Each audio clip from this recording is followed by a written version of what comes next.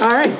Good evening and welcome to our July 11th, 2023 meeting. This is the Hanson Select Board meeting being televised by Whitman Hanson Community Access Television. Please rise and join me in the Pledge of Allegiance. I pledge allegiance to the flag of the United States of America and to the republic for which it stands, one nation, under God, indivisible, with liberty and justice for all. Okay.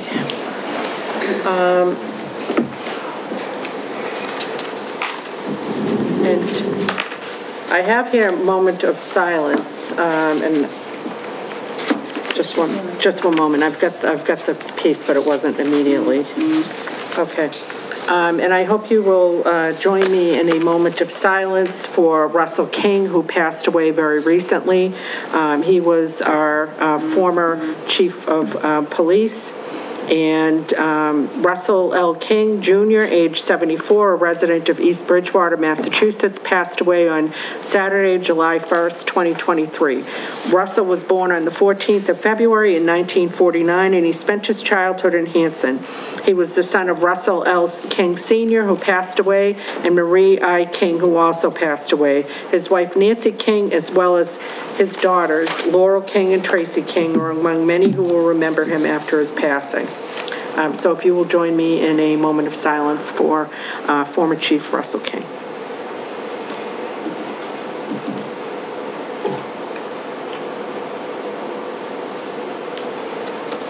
Okay, thank you. Mrs. Rain, may I prevail upon you to read the public announcements and upcoming meetings? We are looking for citizens at large to become members of the following committees: Bylaw Committee, Cable and Internet Committee, Capital Improvement Committee, Community Preservation Committee, Cultural Council, Energy Committee, Historical Commission, the Mequon Property Reuse Committee, Memorial Day and Patriotic Observance Committee, Nathaniel Thomas Mill Committee, Parks and Fields, Recreation Committee, the Zoning Board of Appeals. Volunteer applications may be found on the town website, www.hanson-ma.gov, or by calling the Select Board's office at 781-293-2131. The town clerk's announces summer hours. During the month of July and August, the town clerk's office will be closed all day on Fridays. Please plan accordingly. Upcoming meetings: Select Board, July 25th, 2023. Select Board, August 8th, 2023. Okay. Did we not have the request for the transfer station, the swap shop, or is that on hold? Did we have I know that we also need volunteers for the swap shop at the transfer station. I know that. And I think Mrs. Panetti's been putting things out on Facebook, and I'm sure there's probably something on the Board of Health page on our website, but they are looking for people to staff that, and pretty much I think they're pretty flexible as long as it's within the hours that the transfer station is open. It's a nice little service. It reduces the amount of tonnage that we have that we need to pay for, so there's the added benefit. And plus, if you're a collector, there's going to be plenty there for you to collect. Okay, so with that, I just want to take, we've got an appoint Kyle Thompson as a skilled laborer for the Highway Department. Ms. Green. Yes, Madam Chair, and members of the board. The Highway Department had an opening for a skilled laborer position. The position was posted in-house, as it is a union position. There were no applicants. It was posted outside, and we received a number of applicants. The applicants were interviewed by Highway Superintendent Jimison Stave and Highway Supervisor Stephen Graham. Kyle Thompson is a Hanson resident. He was in the Air Force for 6 years, honorable discharge, stationed out in Las Vegas, so he is used to hot weather. And he is the candidate that the Highway Department would like to bring on for the skilled labor position. And if the board would please appoint him, he is ready to start on Monday. Okay. Did anybody have any questions? Okay, and I assume Mr. Shaw has interviewed, you feel comfortable? Yes, we held interviews the same day. Okay, Yes. all right, great. Then I will entertain a motion to appoint Kyle Thompson as a skilled laborer to the Highway Department. What is the effective date? The effective date would be Monday, July 17th. Okay, Monday, July 17th. So moved. Second. Okay, all in favor? Aye. Aye. Okay, great. All right, and I think you needed that to be signed, so there you go. And that brings us to the rest of the agenda, new business. We do need to take one item out of order because, believe it or not, our accountant is meeting with our FinCom tonight to talk about budgets for the new fiscal year, and he has some budgetary transfers that he'd like us to consider. So we're going to take item 8 out of order and vote to approve FY23 budgetary transfers. Mr. Kincher. Well, thank you so much for taking me out of order. Basically, the law allows us to do budgetary transfers with the approval of the Select Board and the Finance Committee. So I'm glad if you approve these tonight, the FinCom starts at 7, so we'll get them to approve it. So basically, it's to shortfalls in certain budgets this year, like there usually is every year, and then we're just transferring money where there's money left over in budgets to these budgets. So I'll just give a quick summary. Like there's one for the treasurer collector's office because the treasurer collector was out, so they had to pay out of grade pay. The IT director's salary was a little short budgeted. The town clerk has a little $400 adjustment. There's public property overtime. Charlie Breaker had to get paid some overtime for some work that he did. Then the fire department is diesel engine repairs they had to do, so they wanted to do a transfer for that. Council on Aging director, she wants to move money just to pay her salary that was a little short. She had money in the van driver's account. The library had some building repairs and maintenance that she needed money for. And so she's transferring money within their budget. And the Norfolk Agricultural, there was a student that the town of Hanson had to pay for to do transportation costs, so money that budget went short, basically to pay for the transportation for that one student.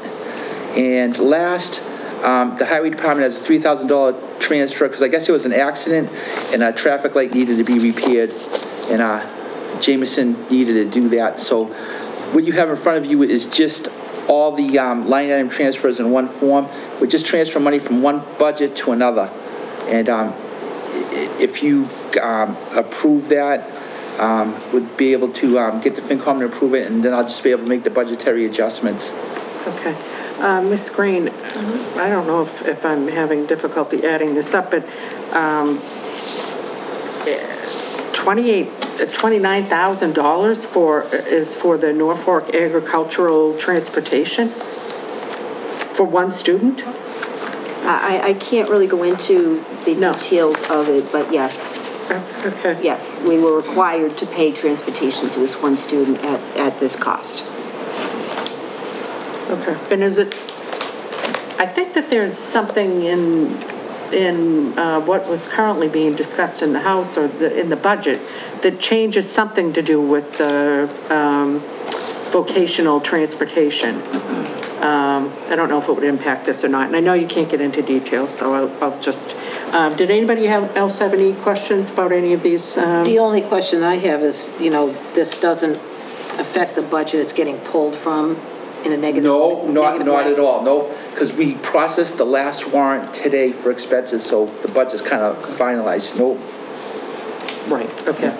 All right, so I will entertain a motion to transfer between departmental appropriations in accordance with Chapter 77 of the Acts of 2006, amending Chapter 44, Section 33B, non-expiring of the Massachusetts general laws as printed in the year-end line transfer request sheet provided to us this evening.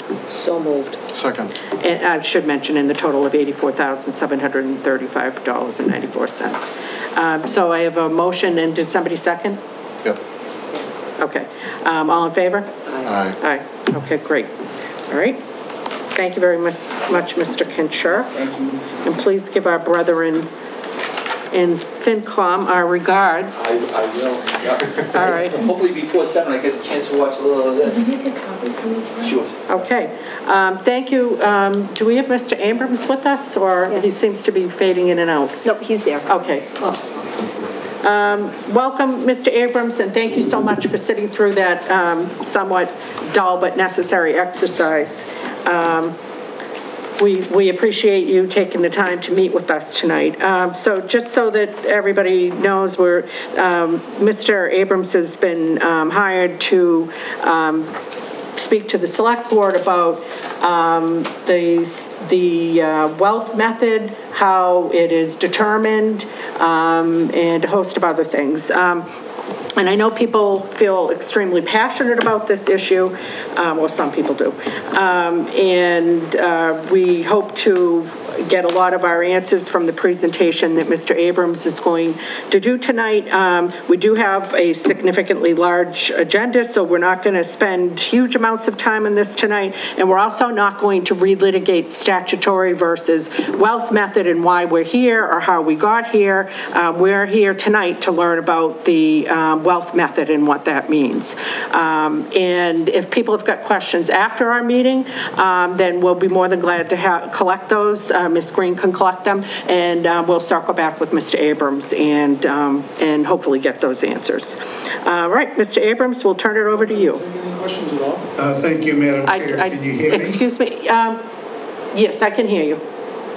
That's good. Can I get share permission? Share? Oh, sure. Who needs to give him share Ryan, can permission? you give him share permission?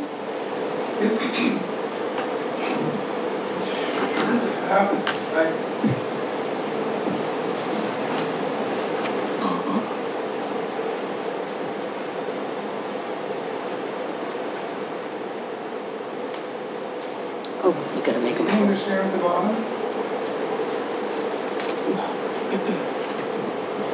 Share screen? Yeah, there's a share screen button down the bottom there. Oh, who's on first?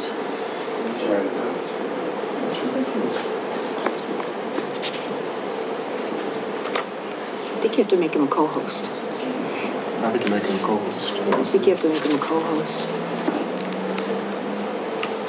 Here we go. Let's see if it works.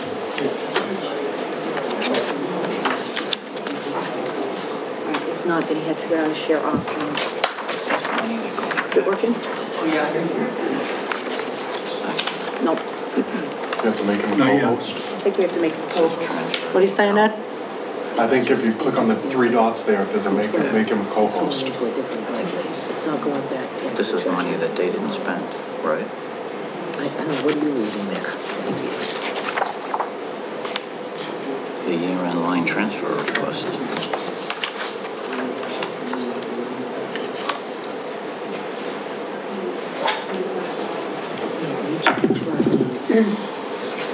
There we go.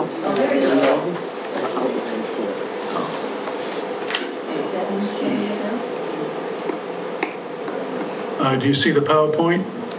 We cannot see the PowerPoint. We can see a very small screen with your face on it, and then what looks to be some settings screen. Printer and settings. Yeah. Printer settings screen. Yeah. Okay, give me a share.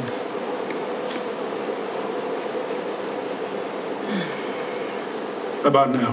Now we can see it. That's great. Perfect. Thank you. Yep. Okay. Madam Chair, members of the board, my name is Mark Abrahams, president of the Abrahams Group. I'm here to discuss Chapter 70 and net school spending. So I get to explain the unexplainable. But through this presentation, I'd like to share how the formula works, how Hanson's numbers are compiled, how Whitman's numbers are compiled, how Whitman-Hanson numbers are compiled, and answer any questions you have during this presentation. I've got about 30, 35 slides to go through. There's a lot of numbers here. Basically, the Board of Selectmen has asked me to explain how the Chapter 70 numbers work and how Hanson numbers are compiled.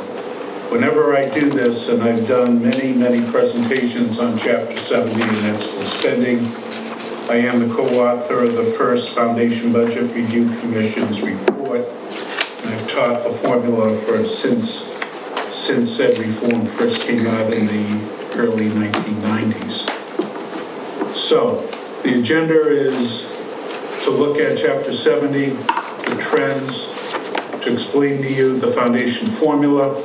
You'll hear terms like foundation budget, foundation enrollment, several local contributions, the Chapter 70 state aid that you receive, what is net school spending, and then a summary, and then a brief look at how the numbers from Whitman and Hanson form the Whitman-Hanson region.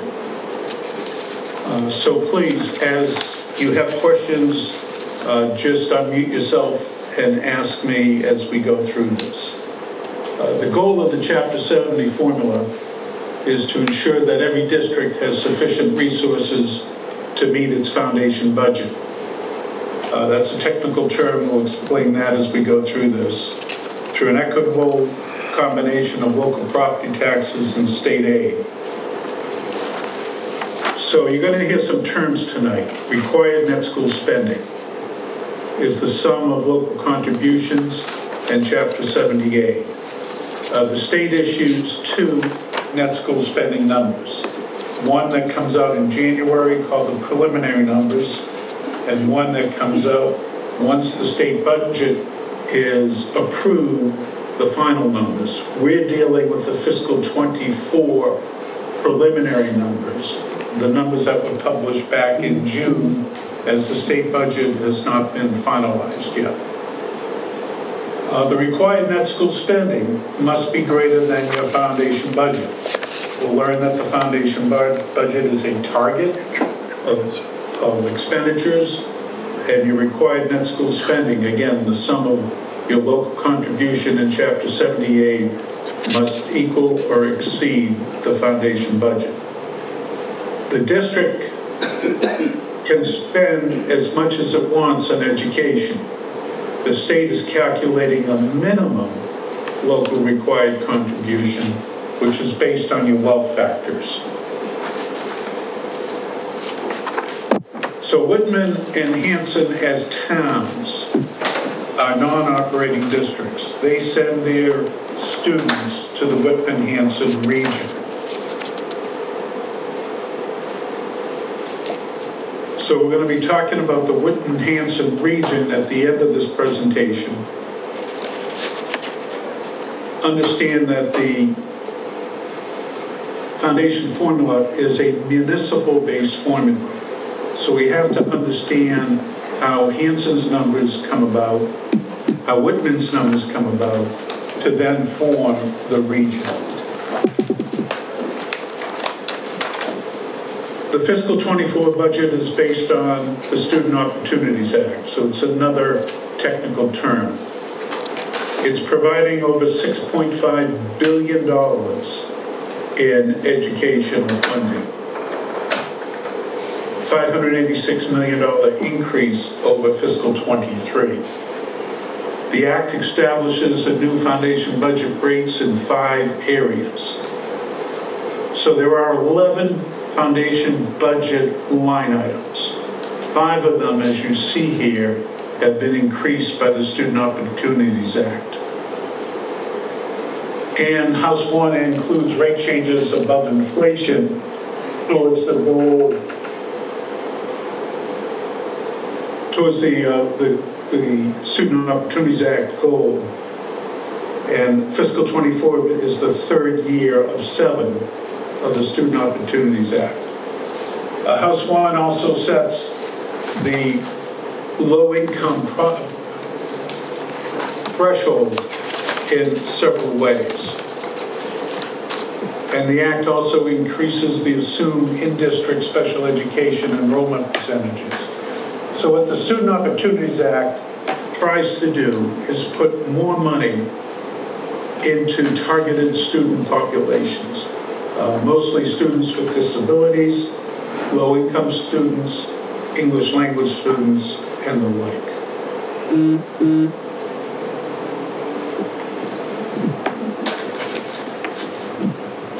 All right, so let's look at big picture state totals. You see a chart here with several colors. The blue is the foundation budget. Education reform began in fiscal '93, and this chart brings you up to date to fiscal '22. The blue is the foundation budget, a required target of spending, and you'll see that that grows every year since 1993. The red is your Chapter 70 distribution. That too is also growing. The dotted black line is the required net school spending, the sum of the local contribution and the Chapter 78. So here's the Chapter 78 in red, and right above it in white is the local contribution.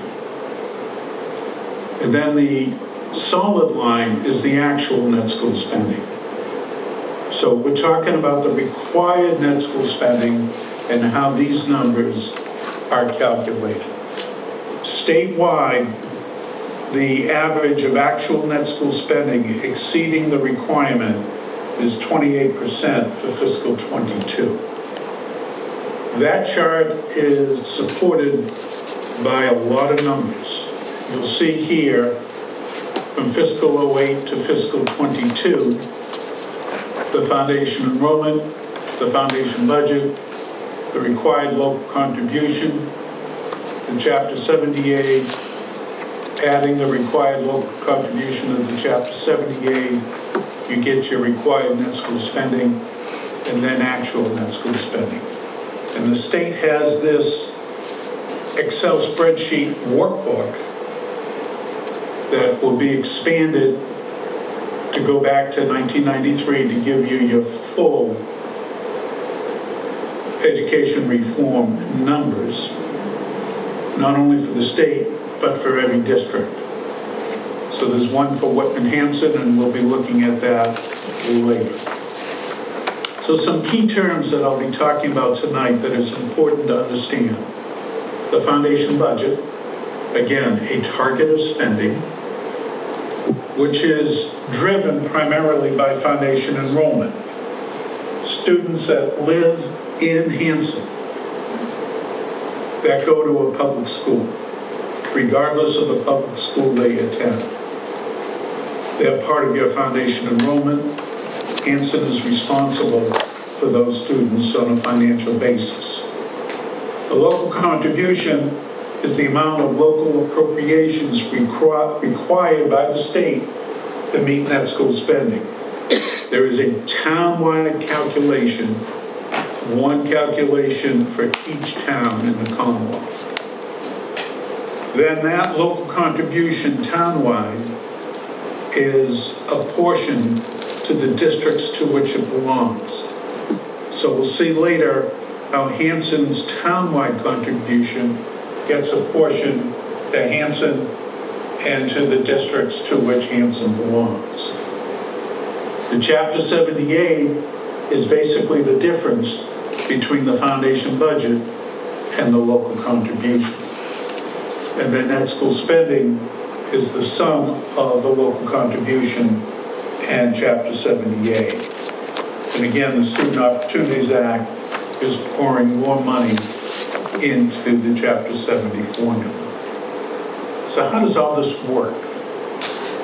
There are three primary steps in determining each district's Chapter 78. On the left, the state calculates a foundation budget. In the middle, determines an equitable local contribution required. What do we mean by equitable? Based on a town's ability to pay. And it's the local contribution contributing a % of the foundation budget. And then thirdly, on the right, the calculation of the state aid, the difference between the foundation budget on the left and the local contribution in the middle.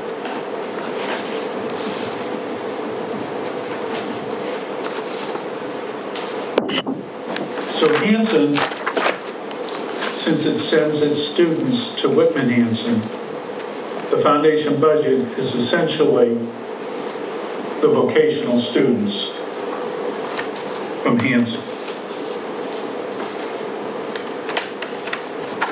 Statewide, the foundation budget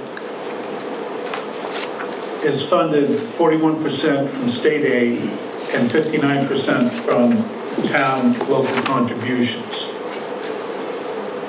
The town local contributions is based primarily on wealth factors. Two factors, EQV, property value, and income, split 50-50, statewide, not necessarily each community, but statewide, the effort from income and the effort from property, EQV, is 50-50. So on the left is the foundation budget. Then the state determines the local target contributions. And then statewide determines the percentages, half from property and half from income. Another technical term. An individual's municipal target local share is based on its local property value, income, and foundation budget.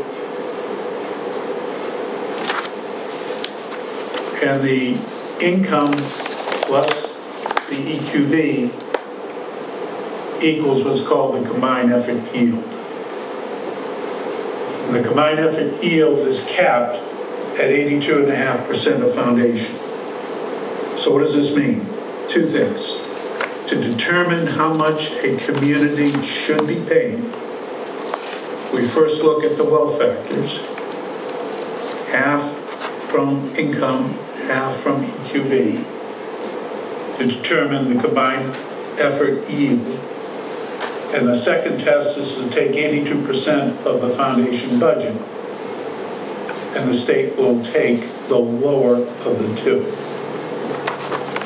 In both Hanson and Whitman's case, the calculation is based on the wealth factors. That's going to give us a preliminary contribution. And that preliminary contribution is either above the effort or below the effort. And you'll see on this chart different computations as to what the state calculates if a community's local contribution is higher than what it should be or lower than what it should be. And we'll cover that specifically for both towns. So, let's get into the numbers. Hanson's local contribution target. You'll see on the left the equalized valuation and the income. And since this is a 50-50 split, look at the difference between the EQV at 1.7 billion and the income at 450 million. In order for that to be 50-50, the state deflates the EQV and inflates the income, deriving 6 million from local effort, property effort, and 6.9 million from income. It's not quite 50-50, but again, statewide, it's 50-50. So add the row 3 and row 6, and you get row 7, the combined effort yield of $12.9 million. That's the first test of what the local contribution for Hanson should be, $12.9 million.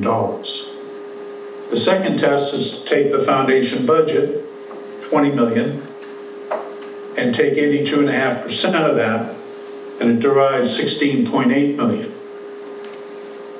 which is lower. The 12 million or the 16 million? The answer is the 12.9 million. So Hanson's townwide local contribution, based on its 12 factors, is $12.9 million. Divide that by the foundation budget, and you get 63%, meaning the town of Hanson is going to contribute 63% in local contributions toward its foundation budget.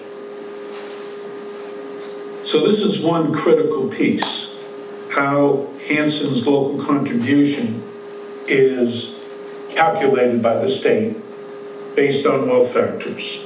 Any questions so far? Did you? The whole thing, I have a few questions. I don't know if it makes sense to go back, but you talk about on slide 19 that it's based on property and income percentages. Is that individual property, or is that businesses, or are businesses totally not included in this at all? So it's EQV of your community. So it's residential and businesses combined into the equalized valuation as determined by your assessors. Okay. Other questions? Anybody? Briefly, please, Mr. Young. I don't plan to be long-winded. What type of income are you talking about? You talking about total income per capita? Talking about family income, household income? Just State income tax income as reported to DOR is that for the year 2020. And the EQV is 2022, so it's lagging a little bit. And next year, it will be 2021 income, and next year, equalized valuation would be every other year. So you gotta wait till 2024 for that. would that be gross income or net income tax returns? Income is reported on the state income tax forms. Oh, yeah, I realize that. So it's gross income? Whatever's reported on the state income tax forms. Oh, well, they're both recorded. And then I just had a question on, maybe everybody else understands this, but on slide 18, you mentioned that our foundation budget was only based on vocational. I don't understand why that is zero. So the foundation budget consists of 11 line items, as you see here on the left. Yep. By grade level. Your grade levels, except for vocational, go to Whitman Hanson. So they belong in the Whitman Hanson Foundation budget, leaving the vocational students in Hanson for your foundation budget. So we'll get to that, I guess? I don't know, I grappled with that too. I found that very, very odd, so can you just go over this one more time? Because it seems very odd that when we're talking about a budget item that's this large, that it would be based on such a small population of vocational students. Let's defer that question until we get to the Whitman Hanson, where you'll see the full array of the foundation budget. All right, fair enough, thank you. You're welcome.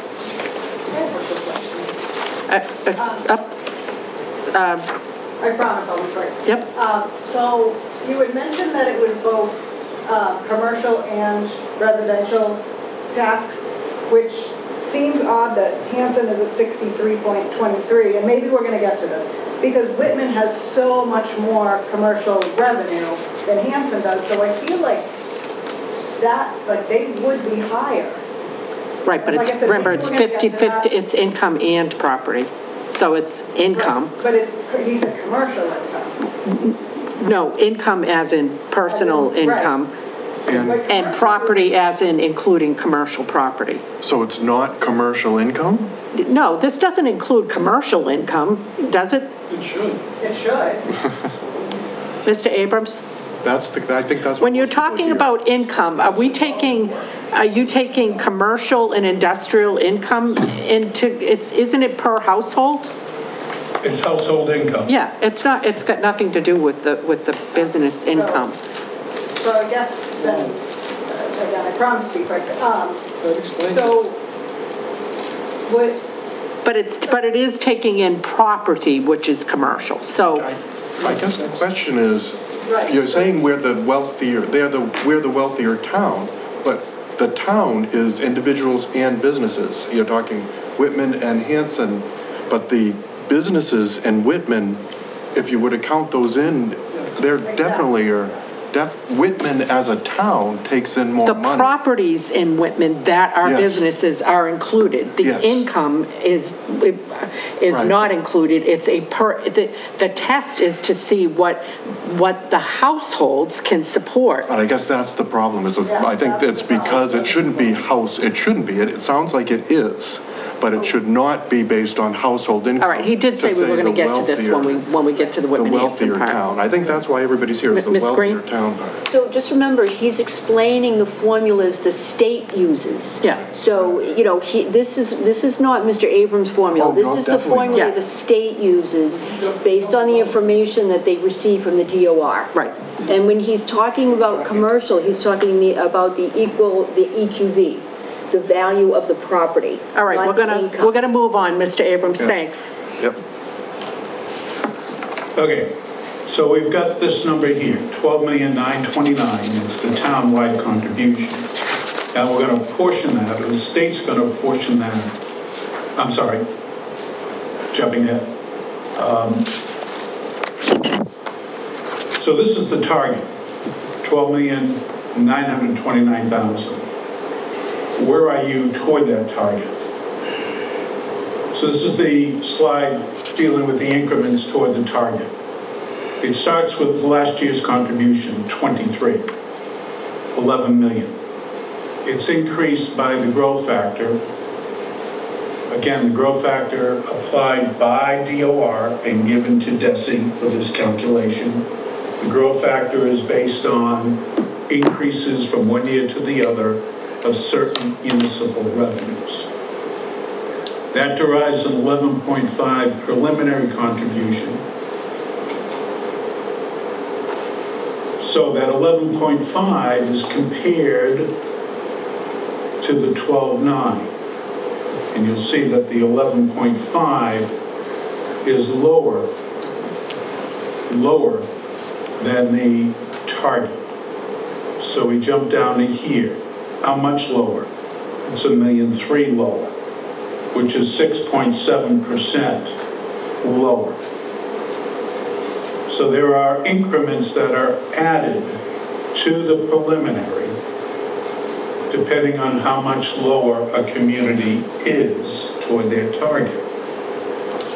And since Hanson falls between 2.5% and 7.5%, the shortfall is 1% of last year's number, or the increment is 1% of last year's number.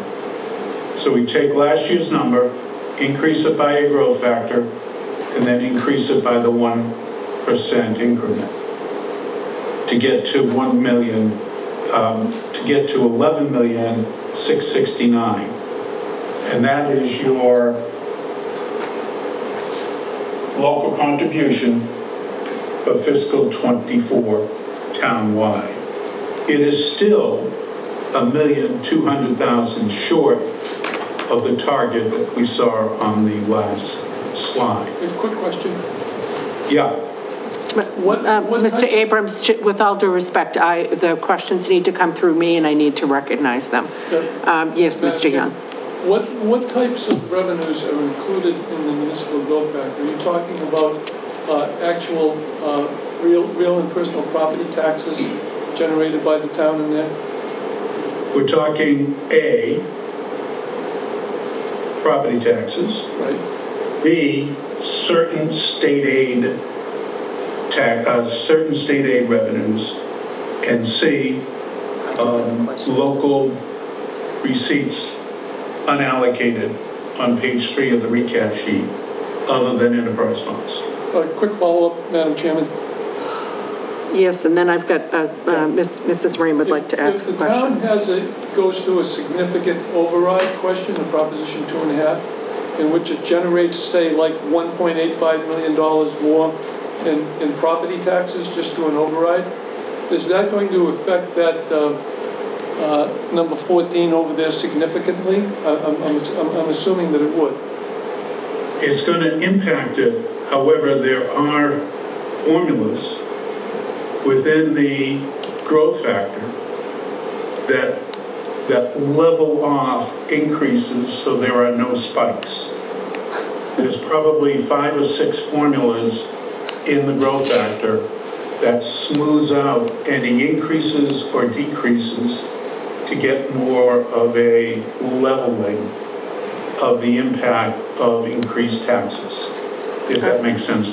No, it doesn't make any sense. I mean, it makes sense what he's saying, but it doesn't make sense why they do it. Yeah. Okay. I guess Mrs. Rain? I just want a clarification, I may have missed it. What is item 15? It's got an error on it. REF? Yeah, that's a preliminary contribution. that's just. That was Item 15 is 13 preliminary multiplied contribution. by the 1.3. It's, Okay, yeah. Just weird. Yeah, so it's this number here, Yeah, increased by the growth factor Yeah. to get you to the preliminary. okay. I just, the ref is throwing me off. The error. okay. All right, Mr. Abrams, thank you. All right, so now we understand how the townwide contribution is calculated. But Hanson belongs to 2 regions. So this slide presents the apportionment of the townwide contribution to the regions to which Hanson belongs. And you'll see 3 here. 1 Hanson, 1 Whitman Hanson, and 1 the South Shore. And Hanson sends most of its students to Whitman Hanson. So what the state does is to compute the total foundation budget for all districts. And it takes the shares of Hanson's foundation budget to the 3 elements here and comes up with these foundation shares and then applies the foundation shares to the townwide contribution. So you'll see here for Whitman Hanson, 90% of the foundation budget is for Whitman Hanson, therefore 90.84% of the townwide contribution goes to Whitman Hanson. So A, this is the calculation based on foundation shares, and B, this is the starting point for your regional statutory assessment. So, you can see on the right some narrative that describes basically what I've stated here. So we've got a $10,600,000, 496 contribution to your region at Whitman Hanson. And then you've got 1 for the South Shore region as well. Whitman follows the same calculations, different numbers. Whitman's is also based, the local contribution is based on its foundation shares. EQV at 2.1 billion, income at 554 million. Deflated, gets 7.5 million from property wealth, 8.4 million from income, a total of 16 million combined. Do the 82.5% benchmark and you get 26 million. State takes the lower of the 2. And so the target contribution for Whitman is 16 million, or 49% of its foundation budget. So the target for Whitman is 16 million. Let's see where it is toward that target.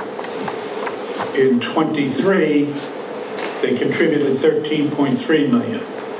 Their growth factor is slightly higher than yours, derives a 13.8 million preliminary.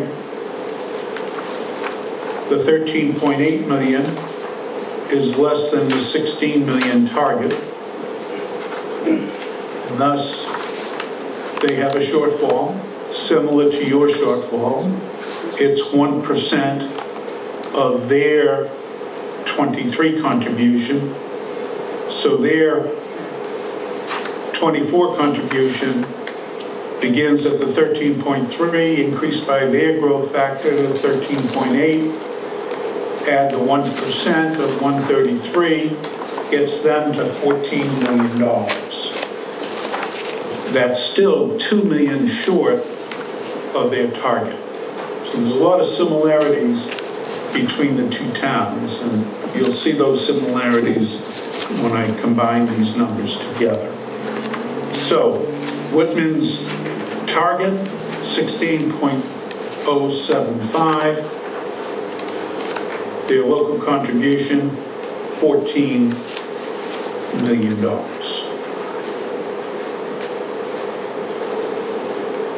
And they belong to the same regions as yours, based on the same computation of foundation shares. Their contribution to Whitman Hanson is $12,554,000. As a region, this is a graph very similar to the state that you saw earlier. Going back to 1993, this one through 23, state aid in the red, foundation budget in the blue, local contributions to the right of the foundation budget, required net school spending and actual net school spending. Now this is the region. And the region has similar numbers, bigger numbers, but the same set of numbers that you saw earlier statewide. When you look over here, and the actual net school spending greater than the requirement is 8.6% for the region. Statewide average, 23%. So as a region, Whitman-Hanson is less than the statewide average when you look at actual net school spending greater than the requirement. So this is Hanson's foundation budget, Whitman-Hanson's foundation budget. And now you see the full array. We've got preschool, half-day, full-day kindergarten, elementary, junior middle, high school. These are the base enrollment submitted to DESE by the principals in each of these schools. And you see to the right, increments above the base. This is additional state aid, foundation budget, for targeted students, SPED students, English learner students, low-income students. And basically the state sets rates, foundation rates, for each line item here by each grade level here. And those rates are on this slide. So you'll see it's a full array of the line items by grade level, and then you'll see down here the low-income groups, 12 different low-income groups getting money. The higher the low-income group, the more foundation budget through these foundation rates. This is another way of looking at the impact of the Student Opportunities Act on these foundation rates. So how does this Chapter 70 work for Whitman-Hanson? It starts with prior year fiscal 23 base aid, $25 million. It then takes the foundation budget for the region and subtracts the two contributions, one from Hanson, one from Whitman, and it gives you the foundation aid of 24.5 million. The state then compares the foundation aid, which the state must give to every district in order to keep every district at foundation. And it looks to the prior year base aid, which is greater than the foundation aid. See that? It's about $500,000 greater. So you're not going to get additional foundation aid because your base aid exceeds your foundation aid by $500,000-ish. But the state is guaranteeing every district $30 per pupil in minimum aid. So since you're not receiving as a region additional foundation aid, the state's going to give you $107,100 in minimum aid.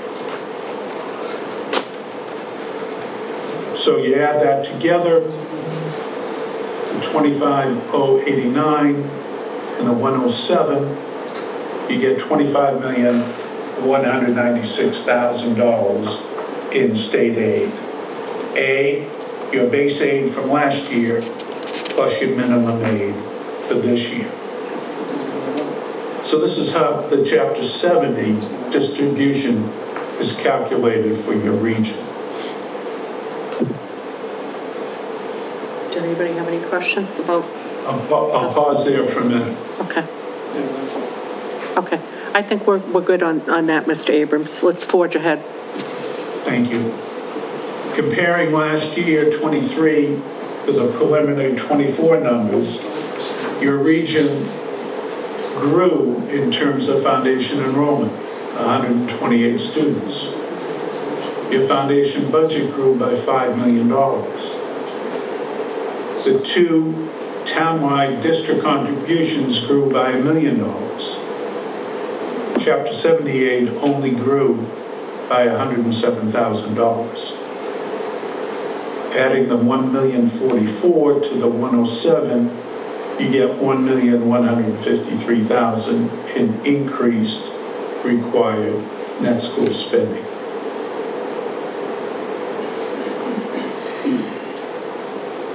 All right, let's look at them together. So this is the same data sets we saw earlier, but now we're going to compare Whitman and Hanson side by side. EQV, 2.1 million from Whitman, 1.7 from Hanson. Local effort,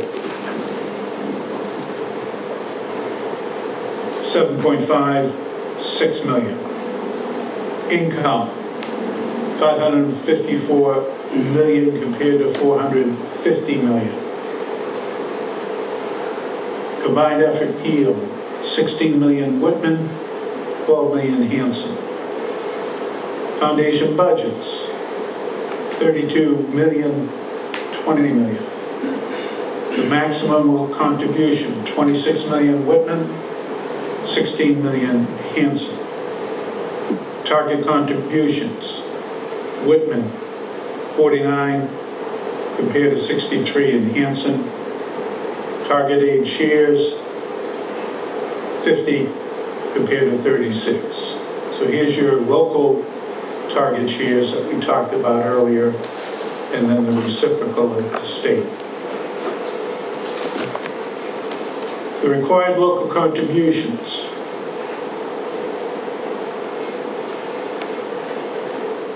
Whitman 13.3 is the beginning point of fiscal 23. Hanson 11. Growth factors pretty close. This makes no sense. Preliminary contributions as a percent of foundation, you can see there as well. Makes no sense. Both communities below their target. So both communities have a shortfall. Whitman 2.1 million, Hanson 1.3 million. The percent of the shortfall is very close. The increments are very close, each 1%.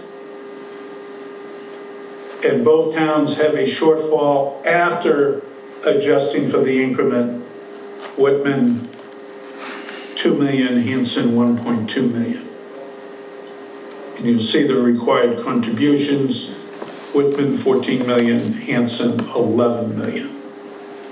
So, both towns,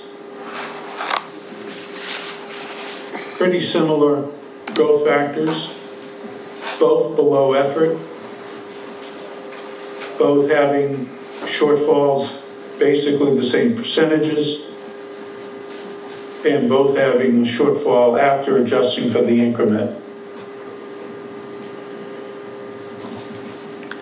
Let's continue looking at that. Well, Mrs. Rain, you had a question, Well, which I share. I'm having a real hard time understanding why all of our numbers are lower than Whitman's across the board, and yet we end up with a higher percentage. If our numbers are lower, how can we have a higher percentage? You've got to get, that's going to be the foundation right there. What are people looking at? I mean, look at what we're looking at, 84, 94, 917 versus 6904, 181, and on and on and on. All the numbers are lower, and yet we have a higher local share. Why? You have a higher target local share. Okay, target local, but it's still higher. Yeah, Whitman has a higher local share because they have more students. Right. They're the big community, et cetera, et cetera. Right. Give me one more slide, okay? Okay. So this slide shows you your foundation enrollment. Whitman bigger than Hanson. Foundation budget, Whitman bigger than Hanson. Required district contribution, Whitman bigger than Hanson. What? And then you'll see the percentages here. Foundation enrollment 61% to 39%. Foundation budget 61% to 39%. And the district contributions 54% to 45%. This is the thrust of your question, and that's because of the wealth of Hanson compared to Whitman. If you look down here, and you look on a per pupil basis, and you take the local contributions, they're basically the same. Again, on a per pupil wealth basis, the contributions from both towns, the town-wide contributions, are basically the same. What skews the numbers is that Whitman has more students. They have more foundation budget. They're going to have more property values. They're going to have more income.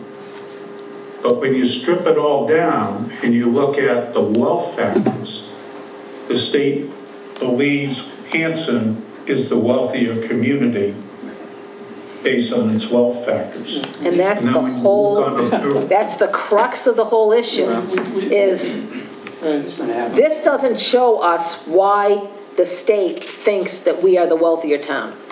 Every number here is lower. I'm sorry, my brain cannot comprehend it, and I'm not a dumb person. It just doesn't make sense. Why does the state come to that conclusion when Whitman's got more of everything? Everything. More people, more income, more property value, everything. I don't get it. It's because they're not counting business income. It goes to the businesses are paying taxes That's to the right, they town. are. And it's part of the Whitman's wealth that is not Factories that aren't being counted, What is it? and the people that own them. May I ask a question? Just a moment. I'm Complete sorry, but pandemonium has broken out here. I know, I'm not trying to contribute to the pandemonium. No. I just do not. No, it is befuddling, Mr. Abrams. absolutely I'm sure baffling you still. run into this, I know we're not the first town in a region that's questioning the wealth method, but it is befuddling when we look at the commercial base that's in Whitman, And, you know, we kind of look at properties, we kind of say, okay, Whitman, Hanson, the general home, you know, the residential properties are probably roughly around the same in terms of, you know, and Whitman's doing quite a bit of building, quite a bit more than Hanson is. What are the factors that you would see, like in terms of new growth? If we're looking ahead, which we are going to be working with John Madden on looking at our forecast, our financial forecast. Whitman's looked at their financial forecast. If you're looking at new growth, is that something that can change this equation? Is an influx of folks that are lower income into a town going to change the equation? Either town? I'm just trying to, like, what are the factors that really would potentially change this? So we go back to the municipal revenue growth factor. New growth is a part of that growth factor because it's part of the Proposition 2.5 tax levy. But again, that has some leveling formulas in it so that they try to minimize the spike up or down relative to the impact of overrides, the impact of excessive new growth and the like. Okay, and have you, I know this is a little bit of a loaded question, but this is I appreciate your extremely thorough explanation, and I can see how it's layer upon layer of analysis that leads to this, seems like a very strange conclusion. But I'm wondering, have you ever had any town forensically go back and take a look at these calculations? Has anybody ever appealed these calculations? I mean, you know, it seems almost as though it's a setup for the average Joe not to really be able to figure out how the heck these numbers, you know, are arrived at. I think. Just a little bit. So back in 2007, well, let me take you back. 1993 to 2000, those were the 7-year build-ups to get every district to foundation. So from 2000 to 2005, the state was listening to the different inequities resulting from the formula. And so one of the things they tried to fix was in 2007, the local contributions. Because you had many towns side by side with similar demographics, similar budgets, similar populations, having dramatically different numbers. The state then took 2 years, from 2005 to 2007, to develop what is called the wealth formula. The state put out a calculator over that period, 2005, 2006, for communities to use that formula, to use that calculator to come up with some alternative ways for the state to calculate wealth. At the end of the day, the state stayed with the wealth formula. It's adjusted from time to time, but it's basically the same thing. 50% EQV, 50% income. Oh, let me just go back to slide 22. You've got your EQV, you've got your income, 50-50 statewide to give you 12.9 million. You divide that by your foundation budget, and the 12.9 million is 63% of your foundation budget. That 63% number is higher than the corresponding number from Whitman. And that's why the state believes Hanson is the, quote, wealthier community based upon this wealth formula. So, Has anybody challenged it? They had the opportunity back in 2005, 2006 to challenge that formula. We didn't even. Well, of course, at that point, we were not using the statutory method. We were using a per pupil method. So we wouldn't have been in that mix of being able to look at that or even contemplate that it would have impacted us. And I guess, has there been any ongoing effort? I mean, that's a heck of a long time to not have anybody kicking the tires on anything. And I think what's befuddling to me is I think you're calling them leveling formulas, which again, I don't feel that there's a tremendous amount of transparency into, because, I mean, if you could walk through all of these numbers and then just sort of throw out, and again, I'm not saying you, because I know you're just sort of presenting it, but, I think for the state to just sort of say, well, we're applying leveling formulas. Well, okay, if I'm trying to follow the bouncing ball, I don't know where it went when a leveling formula that I don't have any insight into is applied to this calculation. Remember, I'm explaining the unexplainable, right? Yes. If you go back to, you don't have this on your slide, but there is a Excel spreadsheet for the municipal revenue growth factor. It's published annually by DOR, and it shows you the calculation of your growth factor, and in that workbook, you'll see the 5, 6, or 7, what I call leveling formulas, to try to level off the major impacts up or down on the tax levy. So it is there. It is published annually. Okay. But it's one of, 30 steps in calculating this complex formula. It is by far the most complex state and local government formula that I've ever seen. And to that point, for instance, like I'm in the pension, I do pension plans. That's what I do for a living. I do regulatory support for pension plans.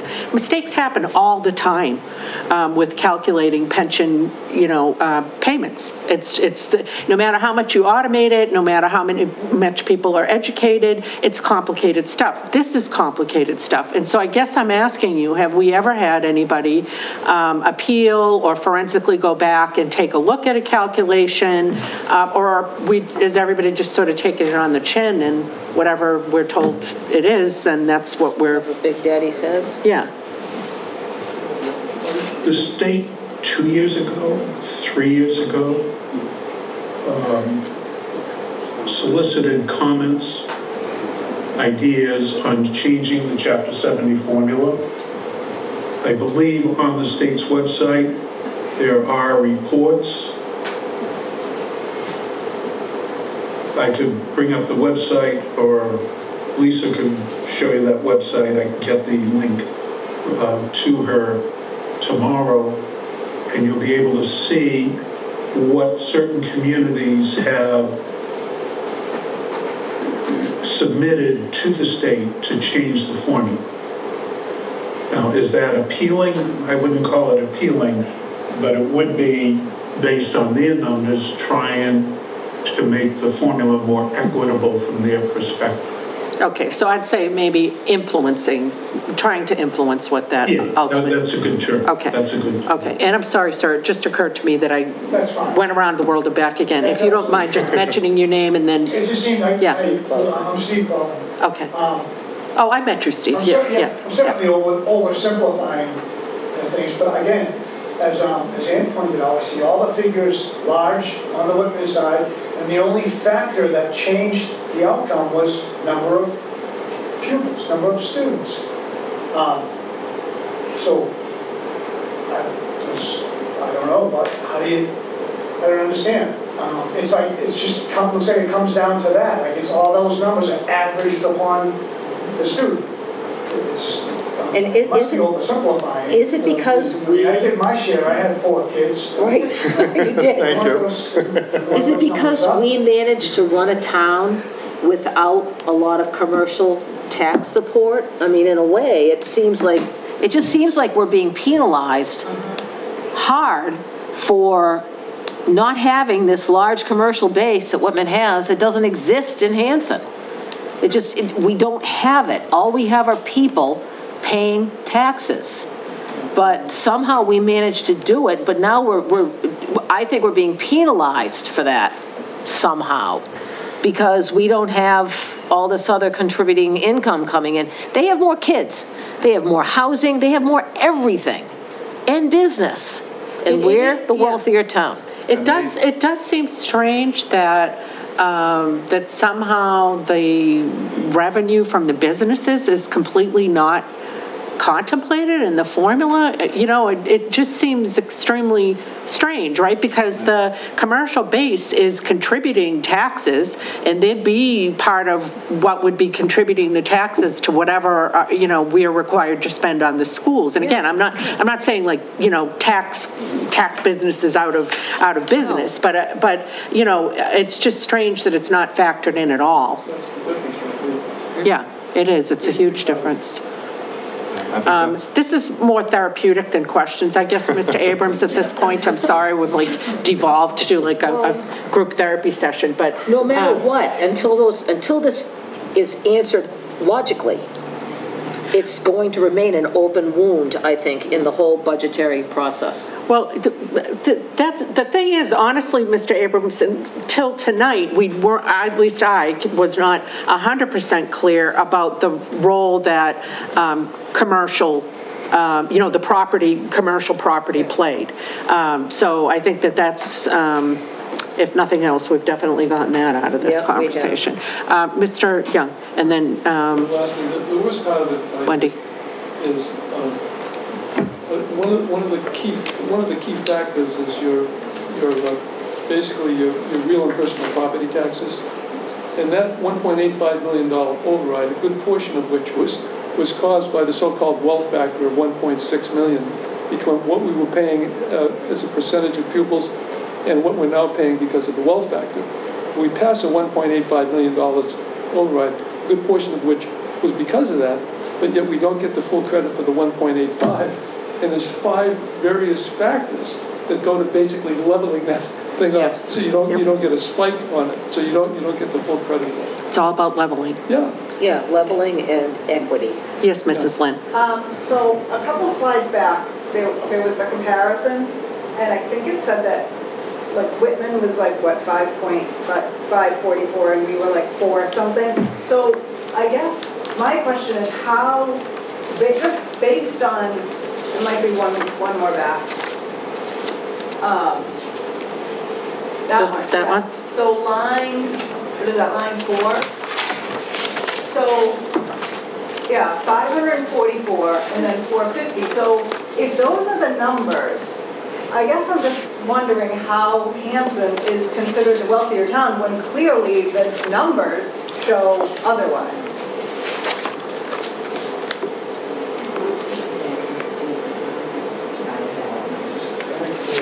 Your question is, since Whitman has more EQB and more income than Hanson, why is Hanson considered the wealthier community? Per student. Is it per capita? Per student. Okay, So, is that what I'm Whitman I has don't more know. property, Yeah. Whitman has more students, Wait a minute. Whitman has more income, Whitman is bigger. But the state looks at it Hanson has a higher from a foundation geriatric budget point of population. view. That contributes to that income, or lack of income. Exactly. And compares the contribution to the foundation budget. So the foundation budget is the target of spending. You can spend more if you want, but that's the state's calculation of the target of spending. So strip out, if you will, the fact that Whitman is a larger base, a larger income, more students, and think of it from a foundation budget point of view, and your local contribution as a % of that foundation budget. That's why Hanson is considered by the state to to be the wealthier community. Okay, so I've got one other point here. If you're going to take that number and say apportion it across students, the income proportion, a portion across students, Hanson has a higher number of older, childless, no kids in the school system. They're earning income still, but they've got no kids in the school system. So the fact that our income is up, you can't spread that, you can't use that number across our income the same as you can in Whitman's. Whitman's is a younger demographic. They've got more kids. We're an older demographic. We have fewer kids. And it's going to but we're still generating income. So how can they call us the wealthier? Yeah, I mean, I guess we can pay for 40 or 50 years longer, which I have, for kids in school. Gladly. I mean, it's part of being a member of a town. What I'm saying make any sense? Oh, yes. So how, we're not wealthier. We just don't have kids anymore. Mr. Abrams, we know that you did not come up with this formula.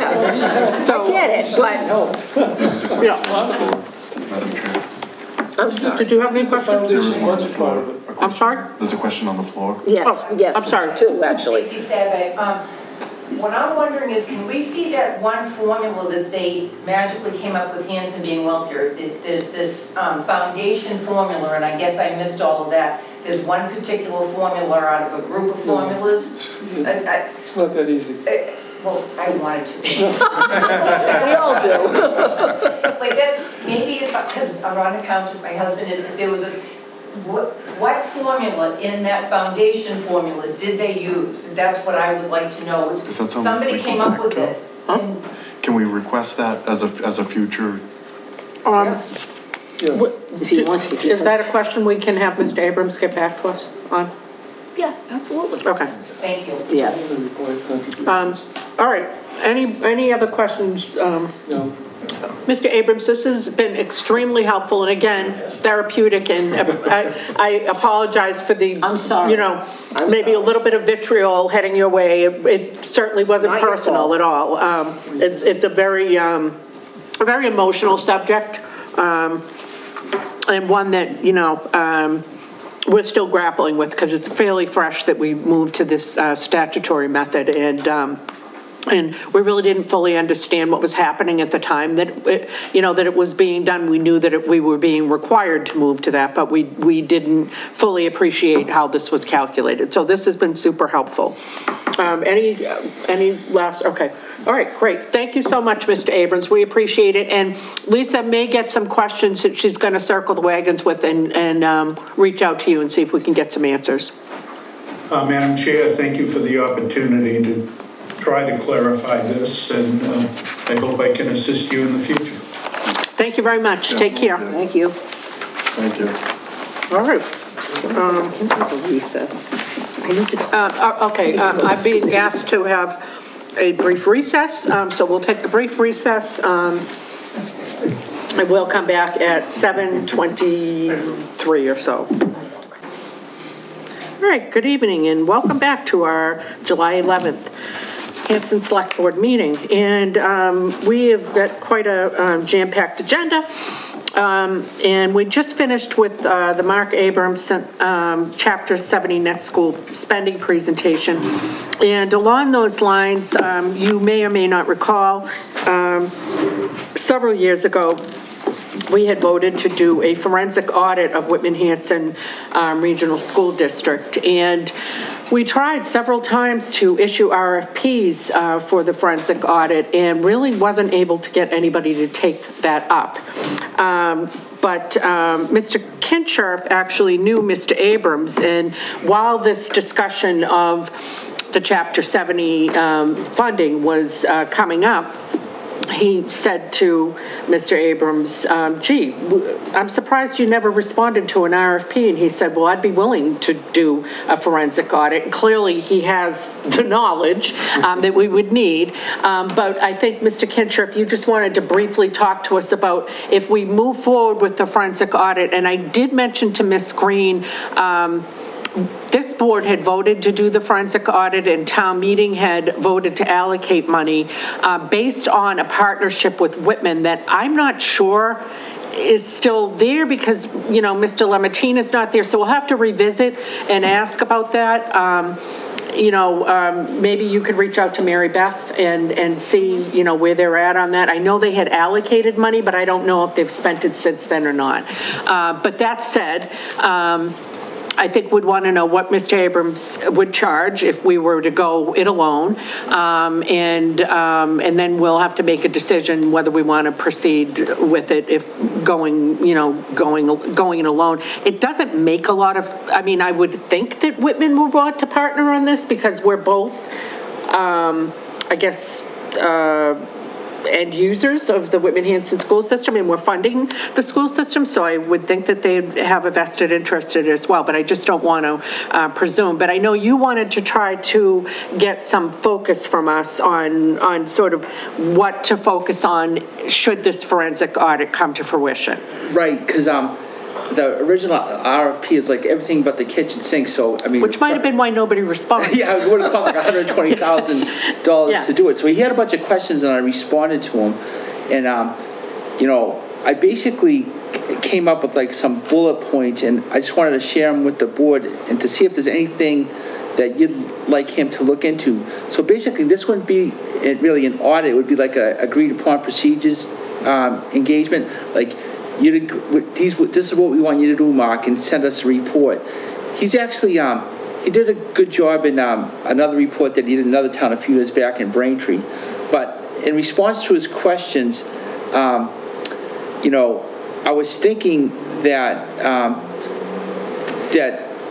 he should, I said, Mark, the accounts reference all the revenue expense accounts for the district. And I said, I'd like you to review of programs refers to any costs that have a direct effect on the town of Hanson assessment. So that's why I was going to narrow the scope for him. So, and then I gave him the revolving funds, and I said the excess deficiency review should have a 5-year look back with the contributing factors. So what that means is he'll do a 5-year look back on the excess deficiency and say, all right, the reason you have this is because your revenue was greater than you estimated, or these budget turnbacks did, or whatever. So he would look at that. I said the detailed reviews of all expenses are not necessary, as this is not a financial audit, because I'm hoping that would narrow down the scope. I thought that a salary review could be limited to comparison with towns with similar demographics. Because I was thinking, like, what does Whitman Hanson Regional School District pay their teachers, and how does that compare with other towns? And I said, like, other towns or other regions? Other districts, regional. I guess. Okay, all right. Yeah, with similar demographics. I said grants would be included only in the fact of how they affect our assessment. Then I put other relevant operational costs such as food service, transportation, IT, building should be looked at. And I said there should be a basis to see if there are metrics available that they can be compared with other districts. So I was hoping that, like, maybe there was some metrics, like how much do our school lunch program cost, how much is our transportation, how much is their regional IT, and if there was some sort of metrics that they could compare with other districts, you could. So that was my thought. I think that that's spot on from what I remember us discussing before as a board. I definitely, one of the things people have expressed concerns about is some of the compensation packages. So I know that you've got that in there. Yeah. And I think also the one-time spending. Where has that come from historically? And has that ultimately gotten built into the budget prospectively? Because, and so we need to know that, because that sets this false kind of I guess it isn't, we're not dealing with the real numbers. If you are using one-time funding, and then when you give us our assessment the next year, you've built in what was supposed to be one-time of funding into what the budget is. Well, then that wasn't one time. That's forever.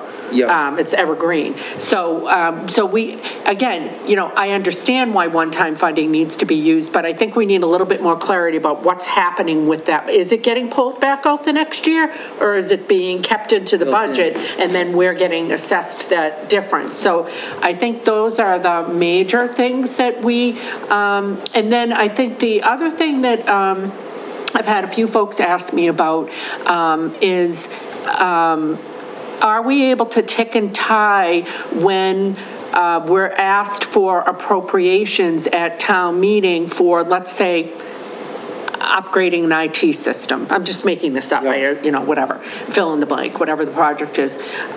Is there transparency? And in fact, are those monies being used in the way that for what they have articulated the money would be used for? Because as you know, once we give that money to them, we really don't have any ongoing ability to monitor whether that money is being used that way. And that's really one of the things I've heard a lot of people express questions about. Okay, so did you guys have, is there any, okay, all right, okay, yeah, all right. Good summation. So I'll try to draft up a scope to incorporate those items that you talked about, and then we could give it to Mark to give us an estimate of how much it would cost. So at that time, I could give him that.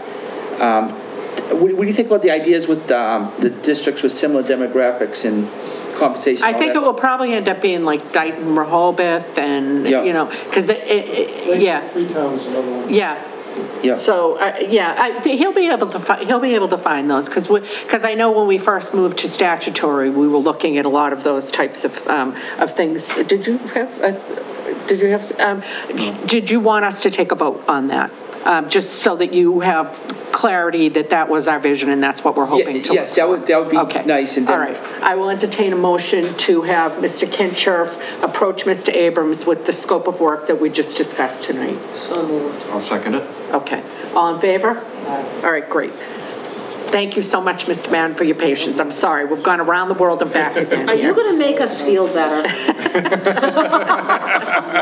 Yes, of course I am. Okay, good, I'm glad. All right, with that, Mr. Mann, if you just want to introduce yourself for people that may not know you, and we'll take it from there. Sure. My name is John Madden, and thank you to the board for letting me come before you this evening to give you an interim update on where the process is to this point.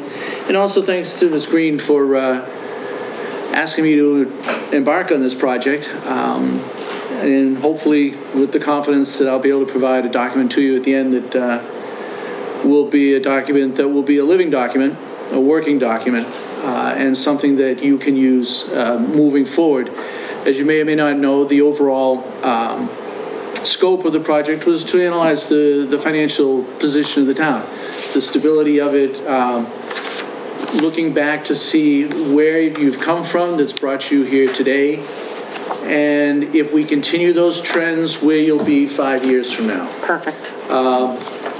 And if we think there are things that we can do better to tweak it, we'll look at all options that are possible to try and mitigate certainly the burden on the taxpayer. You know, I mentioned it in my presentation later on, but hey, why not now? You know, the resident of the town of Hanson has an expectation of services, and you have an expectation that the town will provide those services, but they do come as a cost. And so the town has to balance that, and it's a constant balance of services versus cost. And hopefully we will be able to satisfy as many people. We'll never satisfy everyone, but that we will come up with some sort of a document that you can use. I did this, actually I have some prior experience with it. I did this for the town of Whitman a few years ago, and for better or worse, they're still using it. So I guess that's good. I actually refer to it quite often. All God. Yeah, in a they do. positive. They really do, and, Yeah. and I think it has helped guide them in. That kind of was what sparked the interest in me, because one of the issues that we're having, I shouldn't phrase it as issue, but I already did. One of the challenges that we're having is that when we start hitting the school budget discussions, the dialogue doesn't seem to be happening in the order in which it should happen, which is us saying, this is what we can afford. And then having the school say, okay, or make a compelling argument why they need more than what we're saying we can afford. It's sort of happening backwards, where it's sort of like, this is what we need, and then we say, but we told you we can only afford this much. And so what we're hoping is that we have a tool that not just the schools, but everybody will have some transparency about, like, look, this is our projected growth. So if we do whatever this big project is, or whatever this big funding need is, there's only one way we're going to be able to do that, and that's with either dramatic slashes to services or an override or some other type of increased taxation. So we just need to have that tangible, document that we can kind of work with. And I recognize it's, it definitely is a living, breathing, and it's going to be, changing daily practically, so that's great. Did anybody have any? Yeah, the only thing, the living, breathing part, who lives and breathes it? Do you keep coming and changing it, or do we have somebody, well, we have the knowledge we need to change it? I believe you. I mean, I'm not getting any younger. No, I think that it will be something that you could work from. I mean, certain materials will be there for you. Sometimes they overcomplicate things, not like what I heard tonight, but I do try and keep it simple as I can, because that's important, because I figure if I understand it, everybody understands it. Yeah, we want something, our FinCom and our town accountant and our town administrator, and really anybody else who, the department heads can all look at, and it's sort of like a unifying, like, these are our financial marching orders, like, this is what we've got. And as I said earlier, I think the difference between what you just recently heard is that you have control over most of these numbers.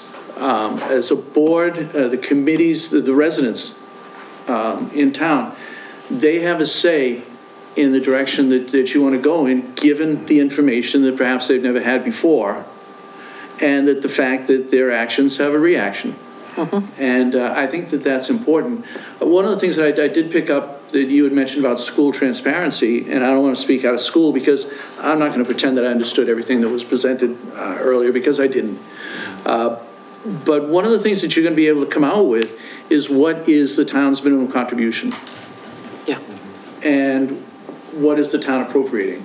Now, certainly you have obligations for debt and for student transportation. But beyond that, you have a minimum contribution. And if you find, and I don't know one way or the other, that the town is contributing, both towns are contributing well over the minimum contribution, there's a new conversation to be had. So I think that was something that I certainly had to take away from Mr. Abraham's presentation. So, who the heck am I? I'm an old retired guy. I've got 32 years of government finance. Most recently, 12 years as finance director for the town of Duxbury. In my time there, we were able to raise our bond rating to a AAA.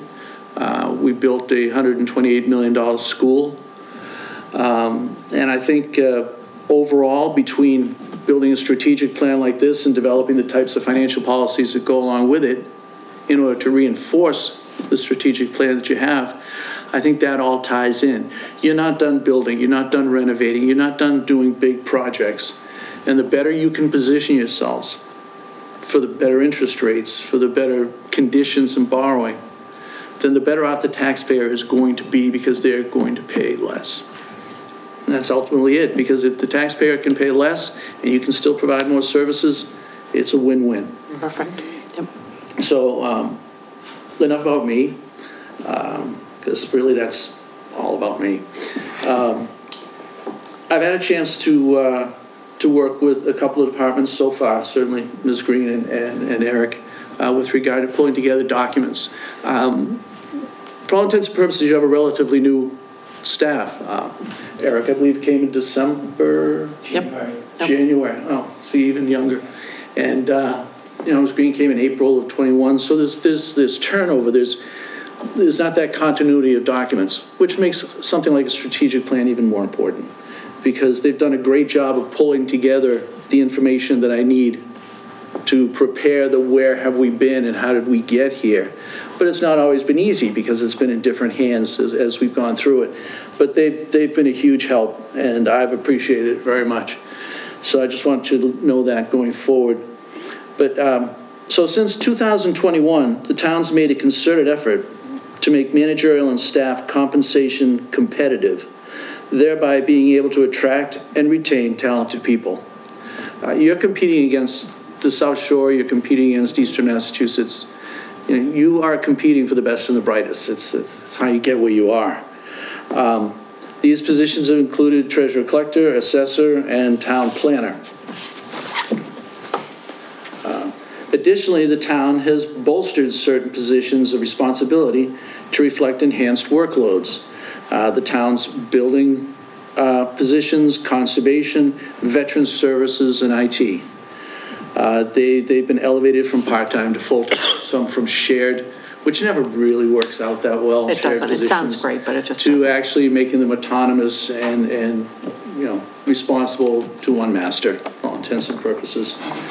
And finally, through collective bargaining, union position compensation has been negotiated to be more competitive with comparable communities. That's important, that you are competitive with comparable communities. After that, you are who you are. If somebody wants to go on to a bigger community that pays more, they're going to. There's nothing you can do about that. You can't pretend you're going to be Worcester or Springfield or Boston. If that's what they choose to do, that's what they choose to do. Now, while all these moves have made Hanson a more competitive and professional, it comes with a price. From FY '23 to '24, the town's operating budget increased by 5.88%. From '22 to '23, the prior year, the increase was 3.41%, and the year prior to that was 12.83. That was the year of the override, so it would be a little bit skewed. This translates into a 3-year average increase of 6.82%.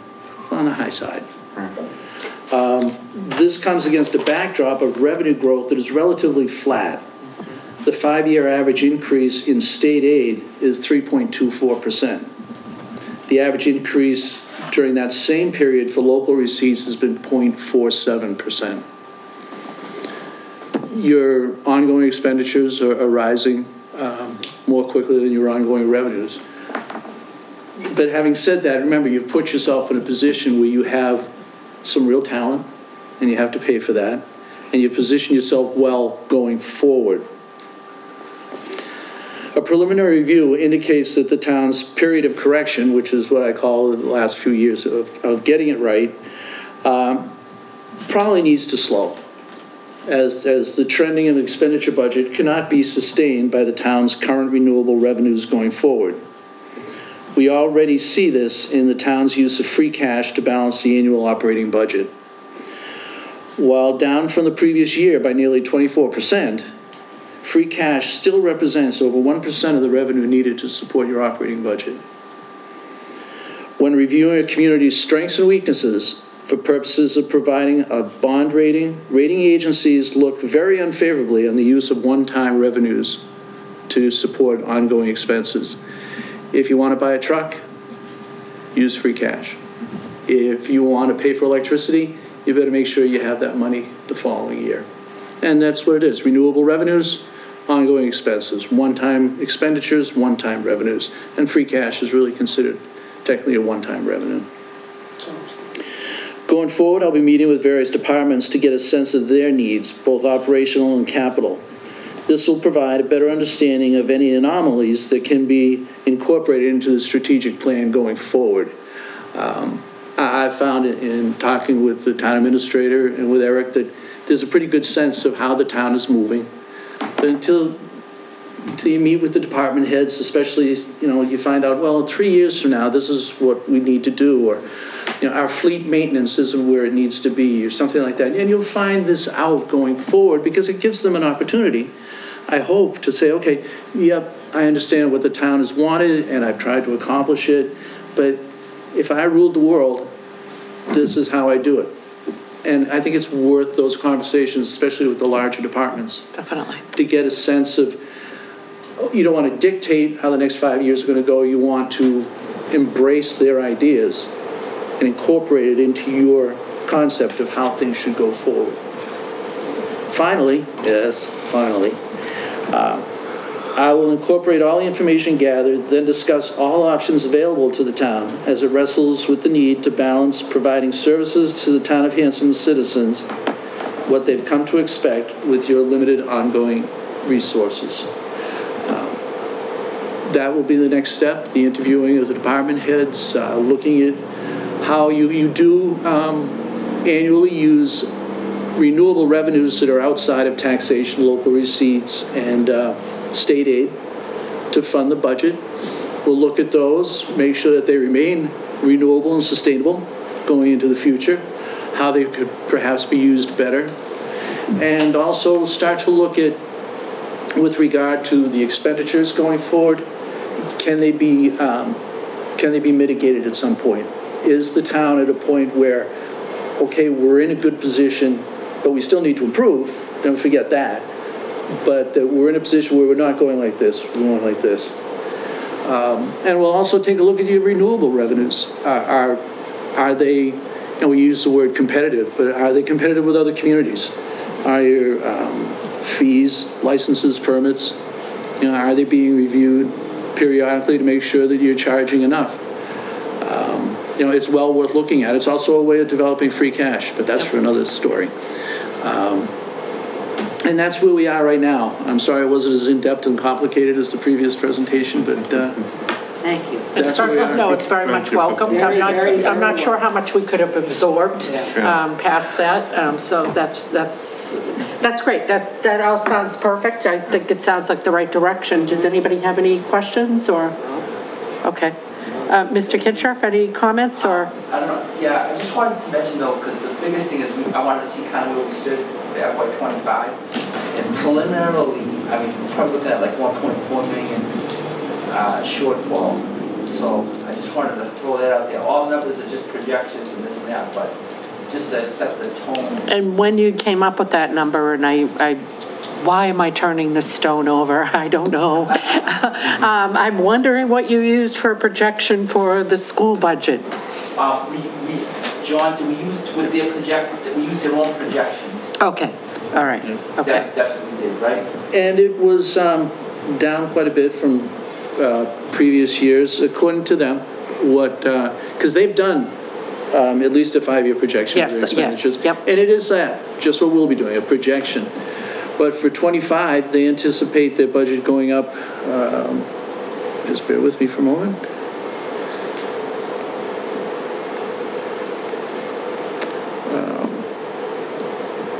6.2%, which is on the lower side. And for education, between 5 and 6%, in and around there. And what is our revenue going up? Very little. Very little. I didn't say it was perfect. But the number that Eric referred to was where you're going at the budget increases over the last 3 years. If you continue on these percentages, that's where you're going to be. You're going to be creating deficits of 1.4 million. But I think we all agree that there will be some sort of leveling going on. Yes, yeah. But still, you're not, ultimately what we want to see you get away from is using free cash and one-time revenues to balance the budget. And it's not going to happen next year unless something very dramatic, unless whatever nuclear option we choose. But we're going to look at all of them. We're going to look at all of them.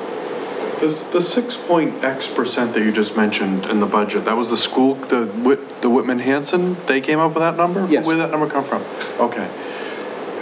My concern is, what are other towns doing? Because is that a number that other towns are going that quickly? It seems like that number is way too Well, that would be high. more the audit that Mr. Abrams is gonna be, I can tell you how Rockland does it. yeah. The way Rockland does it is they take all the they start up with the revenues projections. They say, this is our new revenues next year. Then they come up with a percentage and say, all right, we're going to give the schools 60% of our new revenues, we're going to keep 40. They take last year's number, add the new revenues, and that's the number, then they work with it. Makes a lot of sense. It makes a lot of sense to back into it from a number that you know, instead of, we need Given them. 6%, and then we're building the whole budget, I don't the see rest how of we our can budget give around. 6%. No, you're absolutely Yeah. right. I mean, an allocation formula works in some places. With regard to expenses, the community that I was recently at, in the last 2 years, their regional schools asked for 17% and 18%. Wow. But neighboring town, Abington, I think they were 8% this year, and they were happy with that. Yep.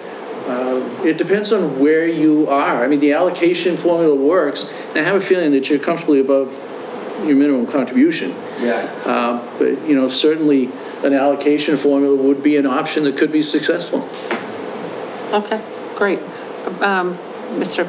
Young? Yeah, one of the Briefly. one of the major problems, I don't know how you deal with it, but Hanson goes through this every year, and Laura alluded to it with the schools, is that, and Mr. Abrams flashed a number of like $25 million in Chapter 70 money, and it only went up $107,000 from the prior year, and it's basically static.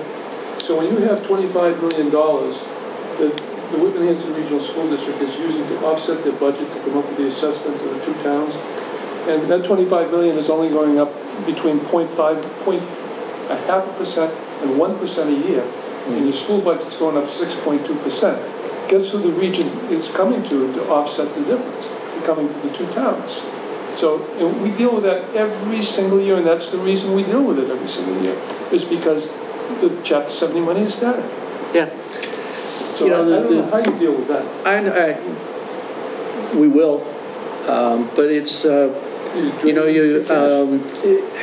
the schools have the same but different problems as the town. I'm not making excuses No, for the we schools, but, recognize, yeah. I mean, you know, you get, I was employed by a town that I believe paid $300,000 a year for horse therapy in Wyoming for one of their students. I wasn't working in Wyoming at the time. No. Okay, it's what, you have special needs, you have transportation, you Yeah. have, they have state aid issues that we do too. They just have the flexibility of bottom line autonomy that, No, and to be clear, we're not, I know a lot of this may sound anti-school. What we're really trying to do is balance all the many competing needs that we have. Clearly, a huge need is to have very good schools and have everybody educated. Nobody's disputing that. But we've got a lot of other balls that we're trying to keep up in the air and balance all of those competing needs to the best of our ability with our limited resources. And that's really what we do every day, all day. And So- also for not shorting other essential services Yes, budgets. correct. You're Don't absolutely want to right. cut I'm into seeing any of that. I'm seeing that. Yeah. I think that Ms. Green has taken great steps to make sure that that's not occurring. And as I said, you'll hear the schools say, we want the best and the brightest. Well, I'm seeing that happen on the town side too. To try and bring in talent, try and retain talent, have some longevity. Yes. I mean, people move around, it's what they do. Yep. But, if you can provide an environment that will make somebody want to stay and be productive and move forward, then that's, again, it's a win-win for everyone. That's great. Anything else, guys? All right, well, this is wonderful. It's great to meet you. We're looking Nice to meet forward you all, to... too. Thank you for having me. Yeah, we're looking forward to, what you come up with. Me too. Very good. All right, thank you. All right, next on our agenda was Carry Glass certifications. We're actually going to be discussing that next week, I'm sorry, on the 25th, our next meeting, in executive session. So we'll be discussing, we're not going to be discussing that tonight. Okay. Facilities, Hawks. What about opening the October special? Oh, yes, there is that little thing. We've got opening October special town meeting warrant. I will entertain a motion to open the October special town meeting warrant. So moved. Second. Okay, all in favor? Okay, great. And Ms. Green, I know you already accumulating, we had 3 or 4 articles that we mentioned in our last meeting, so you're kind of keeping a running list. I believe you also sent out a Memorandum was sent out. a memorandum to everybody, outlining the deadlines, so that we don't have people waiting till the last minute and then having it fall upon our office to try to bring it over the line. So, Correct. and I know people are taking that to heart. Thank you so much. Take care. For the sake of reminding everybody, what is the timeline that we're looking at? What is the deadline for everybody to get their articles in good shape with the financials and with whatever backup or presentations that they might be making at town meeting? I'm sorry, let me just get that up. When did you send that out? July 3rd. July 3rd. Hold on just one moment.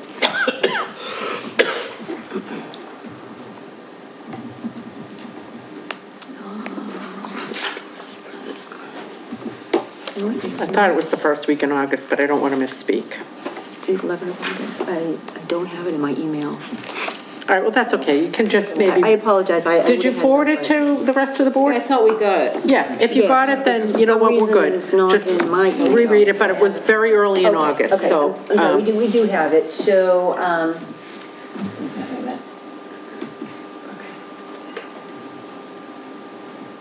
all right, so August 6th is the deadline, 12 noon is the deadline for articles to be submitted to the office in Word format through email. And basically, there's guidelines that's attached to the memorandum that lay out that they are to send it to Lynn. They must be in Word format or Excel, no PDFs, because then we can't get it into the warrant. The money articles, any articles that require funding sources must let us know what funding source is going to be used for that. The articles must be provided to the Finance Committee, and also any capital needs to go to the Capital Improvement Committee to be approved, and the town accountant.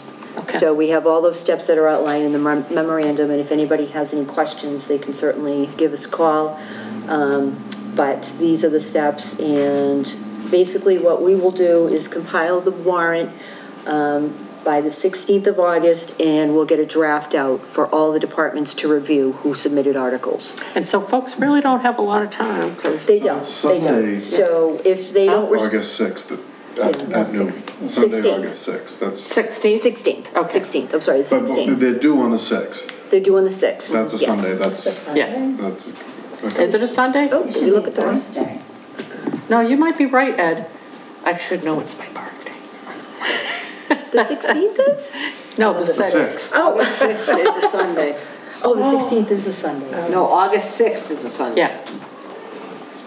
Oh, okay, yeah, the 6th is a Sunday, the 16th is a Wednesday. Okay, so, Yeah. so we'll make it Sunday, August 7th. 7th, we'll have it be that Yeah, Monday. okay, great. So we'll send a little update out on that, but we are really striving to get this all completed way ahead of time, and we'll be ready. And when is our next we have a meeting on the 8th, right? August 8th is our next, we have a meeting. And then when is the following meeting after that is what? The 22nd. The 22nd. Should we contemplate perhaps bumping the August 8th meeting to August 15th? Just so that you guys have got time to put everything that you've gotten together by the deadline? I don't know, have people got flexibility for that date?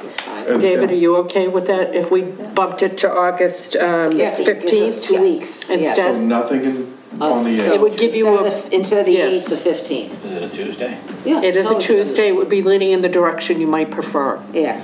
which There's is... nothing on the 8th that we Yeah. need. Meetings. Nothing we need to do on the 8th. No, I just is there hate to then anything add on the 8th that meeting with anybody- We'll have a meeting on the 25th. Yes. Well, we'll Yes. bump it the 8th. Yep. So if we can move it to the What, August 15th. August 8th, go August 15th.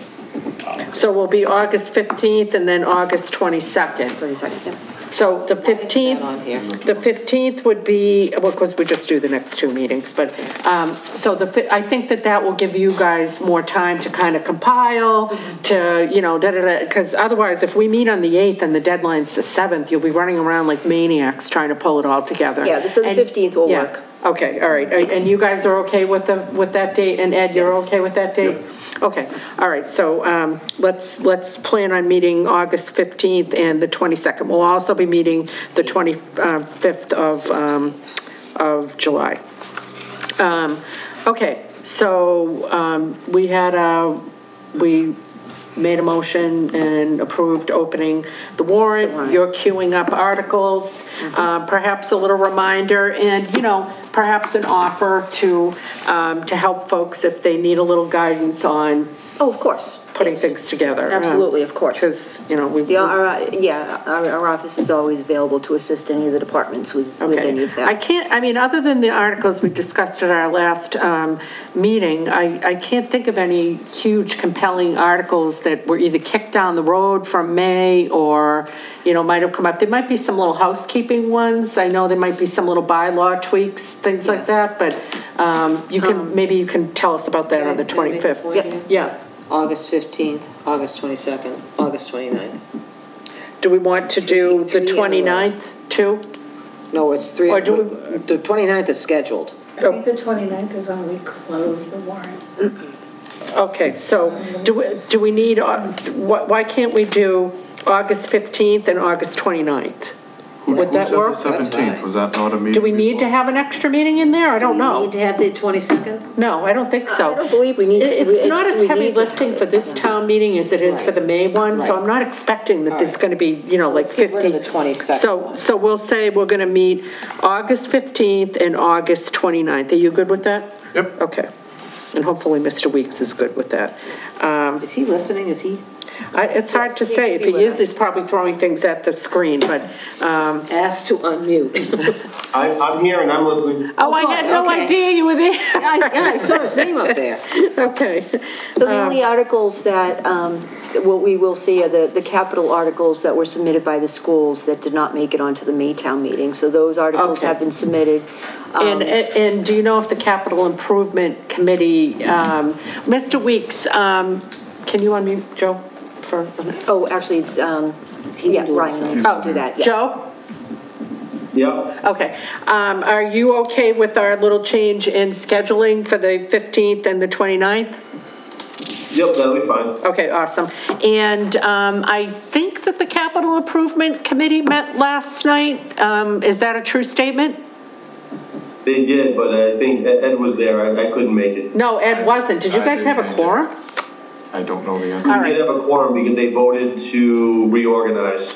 So Frank Malisi's still the chair, but I can't speak to the details of what they were talking about. Okay, all right, I was more kind of going down the path of, you know, were you guys going to recommend the capital improvement items from the school district for the October town meeting?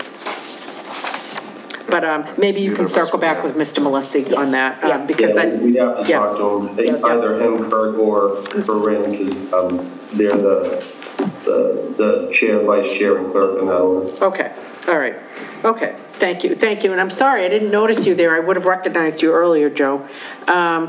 Thank you for joining us. Okay, so then that brings us to the Facilities Hawks Avenue update. Ms. Green. Yes, so Madam Chair, Mr. Vice Chair, through Zoom, and members of the board. So there's been a couple of developments regarding Hawks Ave. So back prior to my coming on board, a company named Keller Williams Commercial had assisted the town in developing an RFP, request for proposals for senior housing at the McQuon when that was being considered. As you remember, it was eventually determined by the McQuon Reuse Committee to not go in the direction of senior housing, and that RFP was canceled. Actually, earlier last week, the Duncan Chapman, who is part of Keller Williams Commercial, did reach out just to check in, where are you folks with McQuan, is there anything else we can help you with?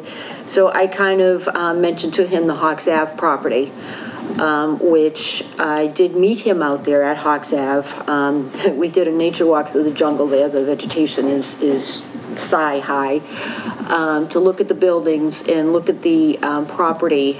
And he has basically offered their services to assist us with an RFP when comes time for those buildings. To do what?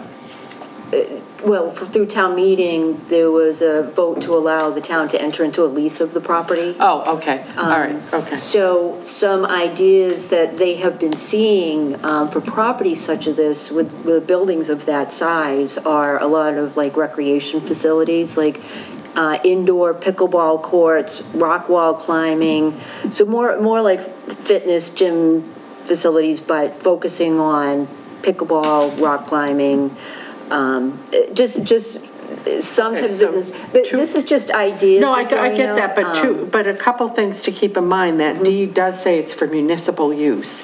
So we're gonna wanna make sure that if we're leasing it, which we probably, I would assume we asked Kate this before we put the lease request onto the agenda, onto the town meeting warrant. And then also, I assume that we've talked to Mr. Chapman about the fact that there are very clear deed restrictions. Oh, yes, yes, they're aware of all of that. They're aware of all of that. All right, but so there's nothing being done? Nothing being done. You're just saying if we were going to move it was, right, okay. It was just kind of, just a meeting, just so he could see the property, just to kind of get them on, let them know what was going on, and that's it. So that's an update for it. When we're talking about the light control building, what I feel like is we've never properly put a bow on the fact that, like, we did that study, right? We got all the whatever, and that information. Mr. Mitchell was overseeing it, and then Mrs. Rain came, and I have we ever actually, as a board, had some presentation that would make us respond and say, we absolutely are not going to use this for the highway department? So the highway building committee did meet. We met. Okay, all right, okay. Yeah, they did meet, and it was March 29th. And there was a vote taken to no longer consider Hawks Ave for highway. Okay, but so that committee is a subcommittee of the select board? So some type of presentation needs to be made back. They're a recommending committee. They're not. So this is a new committee chair who has no idea. No, it's fine. You're supposed to do that, and I'd be more than totally happy to fine. do that. No, I just want to make sure we're connecting all the dots. So yes. that committee's mission was to say, is this a feasible, property? And I get that conclusion was reached, and that's totally fine. But then the next dot that needs to be connected is to circle back with the select board and have a conversation about why that decision was made by the highway committee, so that we can vote to get some closure on, okay, we own these buildings, we own these buildings, we own this property, and if we're not going to use it for a highway building because the highway committee has decided that it's not feasible, then we want to take a vote here to say that's off the table for that property. And then, to your point, start, are we going to lease? I know Mr. Baker had suggested cold storage for the equipment. Like, what's the, and do we... Can I speak to that right now? Yeah, please. So they were talking about, we talked about that today, about the storage would be in a smaller building. Okay, all right. And Lisa, what did you say to me today about general? So we want to connect the dots. So the highway building committee met back in March and made the vote. They met today, and the minutes were presented for them to approve the minutes. Okay. Which will be presented to the board. I just, taking things a little bit out of step. So they did meet today to approve those minutes. The next step was to come to the board to update the board that the building committee had met They had the vote to no longer consider Hawks Ave for highway. They voted to approve the minutes today, and now the next step is to come to the board. Okay, that totally makes sense. Yes. And then I think if that ends up being taken off the table, then we still need to figure out what we're gonna do with these buildings that we own that clearly can be used for something. So this is what I wanted, you said something today about general, the deed says. So the deed says that, you know, the light control donated this to town for general municipal use. So general is a broad term. There's really no definition of what general municipal use means. So if we're leasing the buildings and we're receiving revenue from that, that could be considered general municipal use. I think that's really pushing it. I want to make It's an sure. interpretation. No, it is an interpretation, and of course, these things are very subject to interpretation, but I really would want to make sure that our legal, Yes, because I think course. I think, you know, again, I wasn't intimately involved in the gift and the deed and all this stuff, but I think that the intention of Hubble was to say, we're not going to derive any commercial revenue from this, and in exchange for that, and so that you're not, in essence, deriving income that we otherwise would have if we did not donate this property to you, we're going to put on a governor on that and say that you've got to use this for your own purposes. Now, when I hear general municipal use, I think highway, and okay, if that's taken off the table, fine.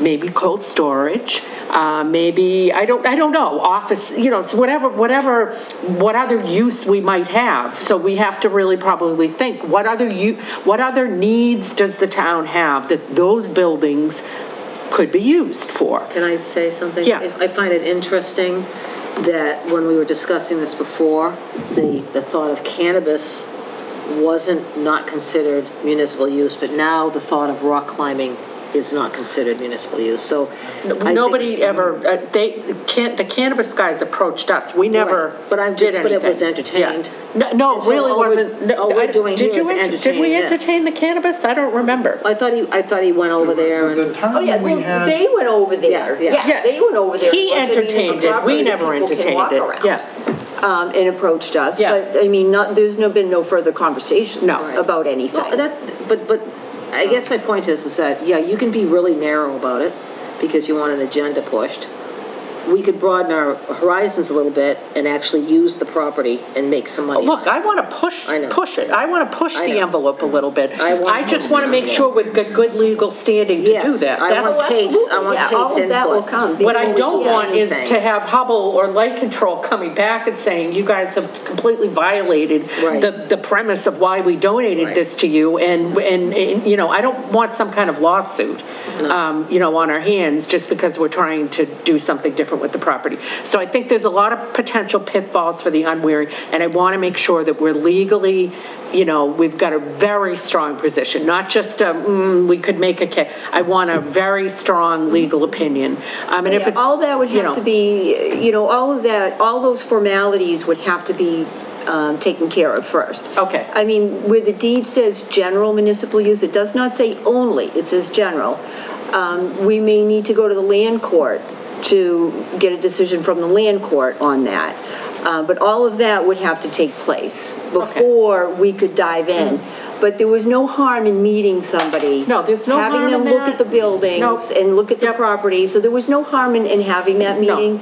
It didn't start any type of, you know, any kind of a commitment by the town. I'm sorry, I'm not trying to suggest there was any harm. Look, we want to utilize that property. It's sitting there, and it's not serving anybody, and it Right. doesn't make any Exactly. sense. Exactly. we're paying insurance on it, you know, those buildings are deteriorating on a daily basis because they're not inhabited, so we took possession of the property, we gotta do something with Right, it. and I would never do anything that would put the town in any type of harm, legally or anything like that, without making sure all of those bases are covered. Okay, so once we go through this sort of like trajectory of the formalities of the highway committee saying, we don't really think, and for the following reasons we don't think, and if the select board agrees with that, and I'm not going to presume if, you know, there's another committee, I'm not going to, you know, second guess. So if then, what I think we need to have, do we have that same group work on how to use that property? Do we form a different, I dare say, committee to decide how to use it? I don't know. I don't know. I mean, I don't know that Jameson has the time to devote to. Well, he probably needs to just focus on highway. And it's basically the highway guys. Oh, all right, okay, You know, all right, so okay. there's not a big committee. Okay. I'm still having a hard time, and I think Ann knows, with not using it for the highway and why, and it's gonna be a tough meeting, because I just keep hearing conflicting information about the Hawks Ave buildings and what the DEP feels about them, and the Lot 1 and Lot 2, and what's what, and what's contaminated and what's not. But that has got nothing to do with whether it's a feasible location for highway. As a feasible location, correct. Yeah. That's good. Ann's committee's task was to figure out, is this where we want to locate highway? But I think it's based on the DEP report. Okay, but I guess we'll find out, and I think that... That's my concern. Okay, I think that it isn't solely based on that. It's also based on the fact that it's way out on the fringe of town near Halifax and not centrally located. And if you look at all highway buildings in nearly all towns, you'll see that they try to centrally locate I'm not them. against it for any specific reason. Yeah. I just want to know. I want to do it based on facts. That's fine, but I also think that it's important, if we empower somebody to be in charge of a committee, that we take their recommendations. Yep. Otherwise, each one of us be on every single committee, and, you know. So, and in terms of the cleanup in that property, what is undisputed is that there was a cleanup, there was contamination. There was a partial remedy that was entered into, which there's multiple Conservation Commission minutes. There were very few updates that I could find anyway from the Conservation Commission to the Select Board, telling what was going on with the cleanup. But at some point, the DEP signed off on the cleanup. So there is partial remediation, but the important part of one of the lots, That's what I'm saying. not both of the lots. Yeah. And in addition to that, we've got, of course, the limited use, but, you know, I think even with those limited use, we can work with it and we can find some useful purpose for the town to use that property. But I don't think your whole thing was completely solely based on the DEP stuff, No, right? not at all. Yeah. There was also Not even a a little letter bit. submitted Mr. by Young, the state. I've given you a lot of latitude today. Yeah. Very short. Certificate of compliance was also signed by the Conservation Commission on that. Yes, okay. Nobody is questioning, Mr. Young, for the record, Yeah, and we also... nobody is questioning that the DEP oversaw it, that Hubble did the cleanup. What we're questioning is what is left there now. This board needs to understand. We'll hear from the Highway Committee when they come in. This board needs to understand. No, the Highway Committee doesn't have that level of information. No. This board needs to know on each of the lots, what was cleaned up, what wasn't cleaned up, what does that leave us with, so that we can make an intelligent decision as a board in the best interest of the town about how to use that property. And I just don't see what the problem with us doing our due diligence as the fiduciaries of the town. For an argument, I'm just telling you that... But It doesn't, unfortunately, you usually, I'm sorry, Bruce, you usually are looking for an argument. No, I'm not looking for an argument. Yes, you are, because you will dig this into the ground and what is your end game here? What is your end game here? What is it? That you have all the facts, that's all. Okay, we have facts, we have all sorts of facts, you don't like the facts that we have. What is your end game? Well, you gotta look at the 1,200 pages from the DEP. What is your end game? What's that? I want to know what your end game is. What is going to satisfy you? Put it I'm different way. specifically talking to you, Can you Bruce. calm down a little bit? No, I'm not going to calm down. I'm not upset over Mrs. Rain, anything. may I put it into, no, I know. I haven't said anything to get Okay, upset about. okay. Constant, I can put my inbox on record. Okay, may I ask the chair just to Yes. chime in for a moment here? I'm sorry, Madam Chair. Mr. Young, you have been quite persistent with pushing the narrative that somehow this board is doing the wrong thing by trying to figure out what's going on that property. And it's simply not true. We have a responsibility. We were voted in by the taxpayers and citizens to make sure that we're taking actions that are in their best interest. And if we do not know what is on the property and what has happened with the property, how would we be able to do that? So I do not understand what your objection has been, and I've said this to you in person, so I'm not saying anything at this meeting that I have not said to you in person. I do not understand how a reasonable person could object to this board and our town administrator trying to get the facts so that we can make the best decision we can. The facts are all there. Well, that's great, Mr. We are not environmental scientists. None of us here, at least as far as I'm aware. And we need somebody with that expertise, and that's what we're trying to do. And I simply don't understand why there's a problem with it. People with that expertise upstairs at the Conservation Commission. They do not, that is not what their expertise is. We're talking about environmental, legal attorneys. We've had to hire them for other properties, which I can't get into, but that have that level of expertise. Yes, certainly we have people in conservation that have got a level of expertise. We're talking about comprehensive, well beyond what a well-intentioned conservation agent and commission would have. We need somebody with that next level of information. We're not doing anything wrong, and to intimate that we are is beyond the pale, Mr. Young. It's beyond the pale. What are you talking about? Mr. Young, you have been both on Facebook and personally talked to almost every member of this board about this subject. You've talked to Miss Green about it. You've talked to our town planner about it. And you've somehow accused all of us of somehow doing something wrong because we're questioning what light control is all about. We understand that the property has been accepted. It is our intention to fully utilize the property, but we must understand what's on the property to do so. Why would you lecture me like this? I don't understand. Because you lecture us all the time in our inboxes. Well, All the time. that is all I've got to say about that. And because it is clear to me that certain members of our board, you've been speaking to certain members of our board, which is certainly a prerogative, but it is becoming an issue that it is becoming clear that I don't know what your end game is, but you're just not happy with the fact that we want to look at this and kick the tires on it. There's all the facts there and what you... We've looked at that, Mr. Young. I've told you personally I looked at the DEP files.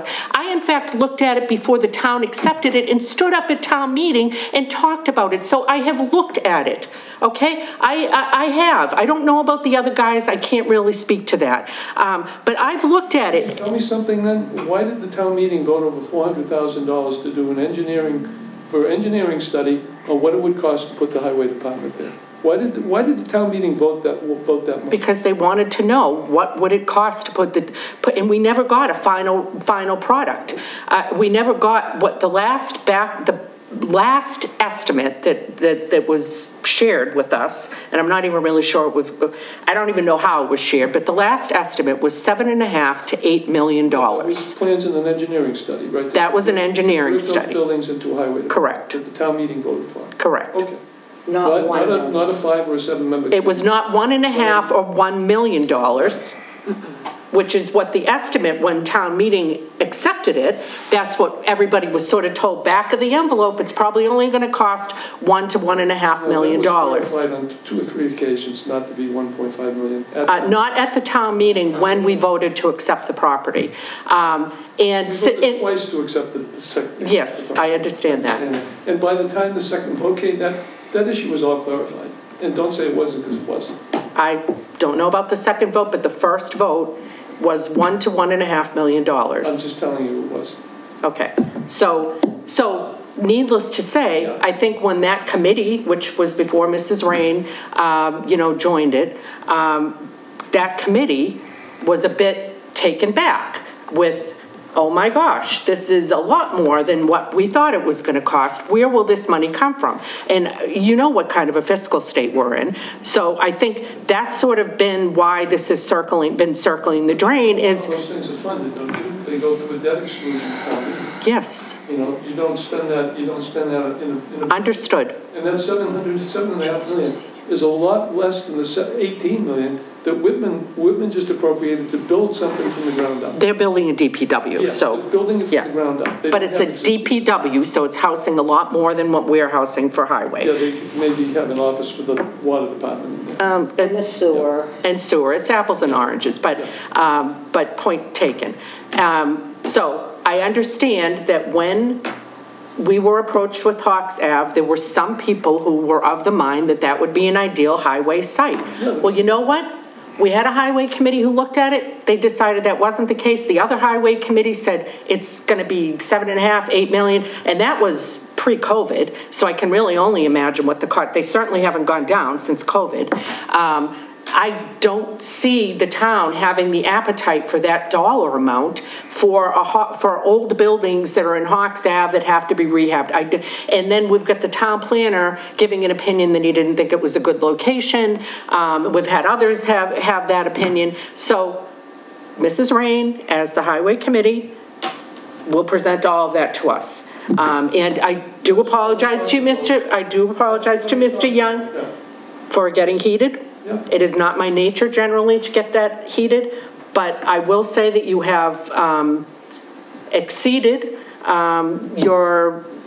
you've really been quite active in this regard, and to suggest that you haven't been talking to everybody and posting on social media you don't need to explain.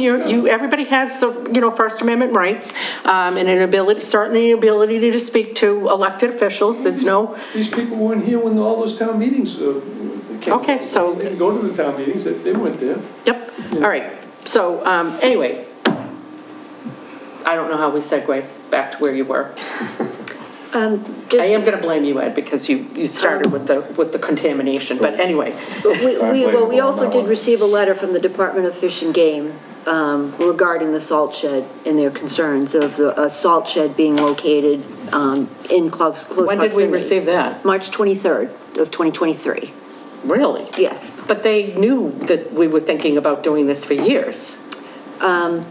It took a little while, but they've sent a letter that they have concerns and basically are going to object to any kind of a salt shed being located within the proximity of the barrage.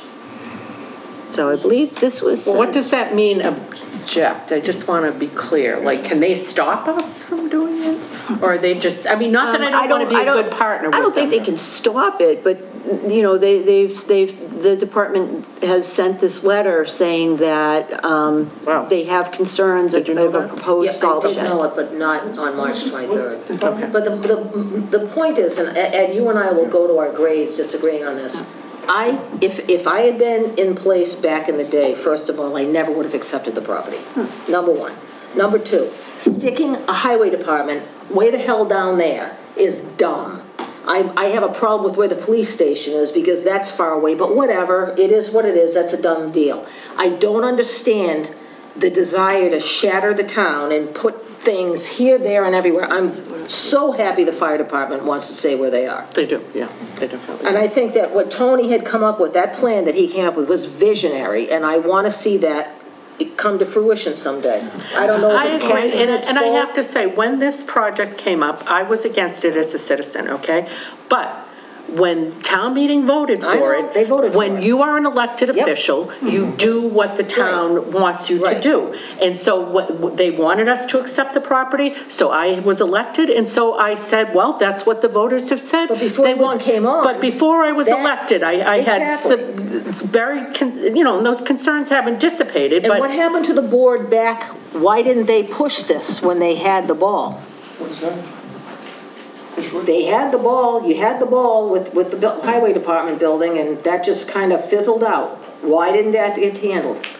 Why? I think there was turnover because it was, Okay. Mr. Scott was on it and then he didn't get reelected. And then Mr. Mitchell took it over and then COVID hit. It's just been like Okay. and then we've had like 3 different. But there's been no appetite for it since, except for a few people. Yes. That highway committee was active after I left in 2017. But do you remember you got up last year and you said, when are we going to get answers to the highway? You were at May town meeting. It was before you got elected. And I said, well, we'll try to put a bow on that, Mrs. Rain. And we still haven't put a bow on it. One active member that passed away, Bob Brown Senior, you had Hanlon who retired. You're right, we had change in highway, we had change in town planner, we had change in, certainly in town administrator. It's been like a revolving, and then the select board's been changing. We even had, change in highway. I mean, it's been, basically, I don't even think there's anybody left except maybe one highway, well-intentioned highway guy that might have been on the original committee. And maybe he's not even on that. And Mike Means used to be on it, I don't know. Well, he's out right now on medical leave. But that's all I can think of. So it's been, you know. The other guy's been around, I'm sorry, I can't think, what's that other gentleman's name? Steve Graham. Steve Graham, yeah. He's foreman supervisor. So. I know we'll have more time to discuss it when we have the discussion, I don't want to go too deep. Yeah, that's what I'm looking But forward we're to. talking I wanna hear about that. how much it would cost to fix buildings that exist versus building from scratch. I personally can't see building from scratch would be less than having something to start with. But I'm sure we'll have information like that at the discussion. I don't even know if we've thought about rehabbing the existing building over there and adding something else. Weston and Sampson is that would be working on that. perfect. I mean, not perfect, that's an option. Weston and Sampson is working on that. So nothing's off the table. Yeah. You know, like we have, that's what this board needs to decide, and then we need to bring something to town meeting and get these highway guys a new building for Pete's sake. No, I don't think anybody disagrees with that statement. We need to. So this is just, it's been death by 1,000 cuts. I mean, there's a million different reasons why it's dragged on like this. So you're now putting a bow on it. You're gonna come and talk to us. The irony of that is not lost on me. And then we'll make a decision as a board, whatever the board's will is. And then bring that to town meeting, and all of this all goes to the voters. At the end of the day, all we're doing is vetting and kicking the tires and presenting to voters. And there's no reason to get angry over it. You know, we can be on 2 opposite sides and disagree. We can disagree nicely, though, you know? We typically do, Mr. Young. We usually do, Bruce, but you have pushed things too far with me. You don't have to attack people just based on Bruce, what they believe. your idea of attack is an interesting one. Really? Well, Yes, and I think we ought to stop right now. yeah, okay. Thank you. I've once again lost complete control. And this wasn't the part of the meeting that I thought was actually gonna go poorly. I had a feeling it was gonna go poorly. This was not the portion I thought. No, I like to see you when you're feisty. Well, thank you, Mr. Young. You contributed greatly to that this evening. All right, take care. All right, and I will say to the board, I apologize, and No, I apologize. to everybody else, I apologize. I am human, and lots of button pushing has happened that was not necessarily apparent this evening. And that's all I have to say on that. Huh? I said apology not required, but appreciated. Okay, I just want to make that, wasn't my finest hour. But we're moving on. So, Mrs. Green, where were we? Moving on to the next item, which is vote to approve. I will let you continue, Madam Chair. Okay. Vote to approve $418,801 in ARPA funds for McQuon demolition. And did you want to read this motion? McQuon Elementary School Demolition Asbestos Abatement Project, ARPA Funds Motion.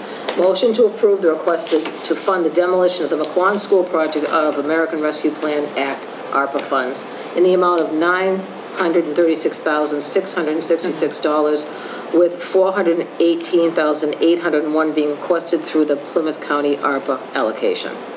So moved. Was that a second? Oh, did you? She made I the moved motion. it, you Oh, seconded it. that's a second, I'm sorry. Okay, all in favor? Aye. All right, fantastic.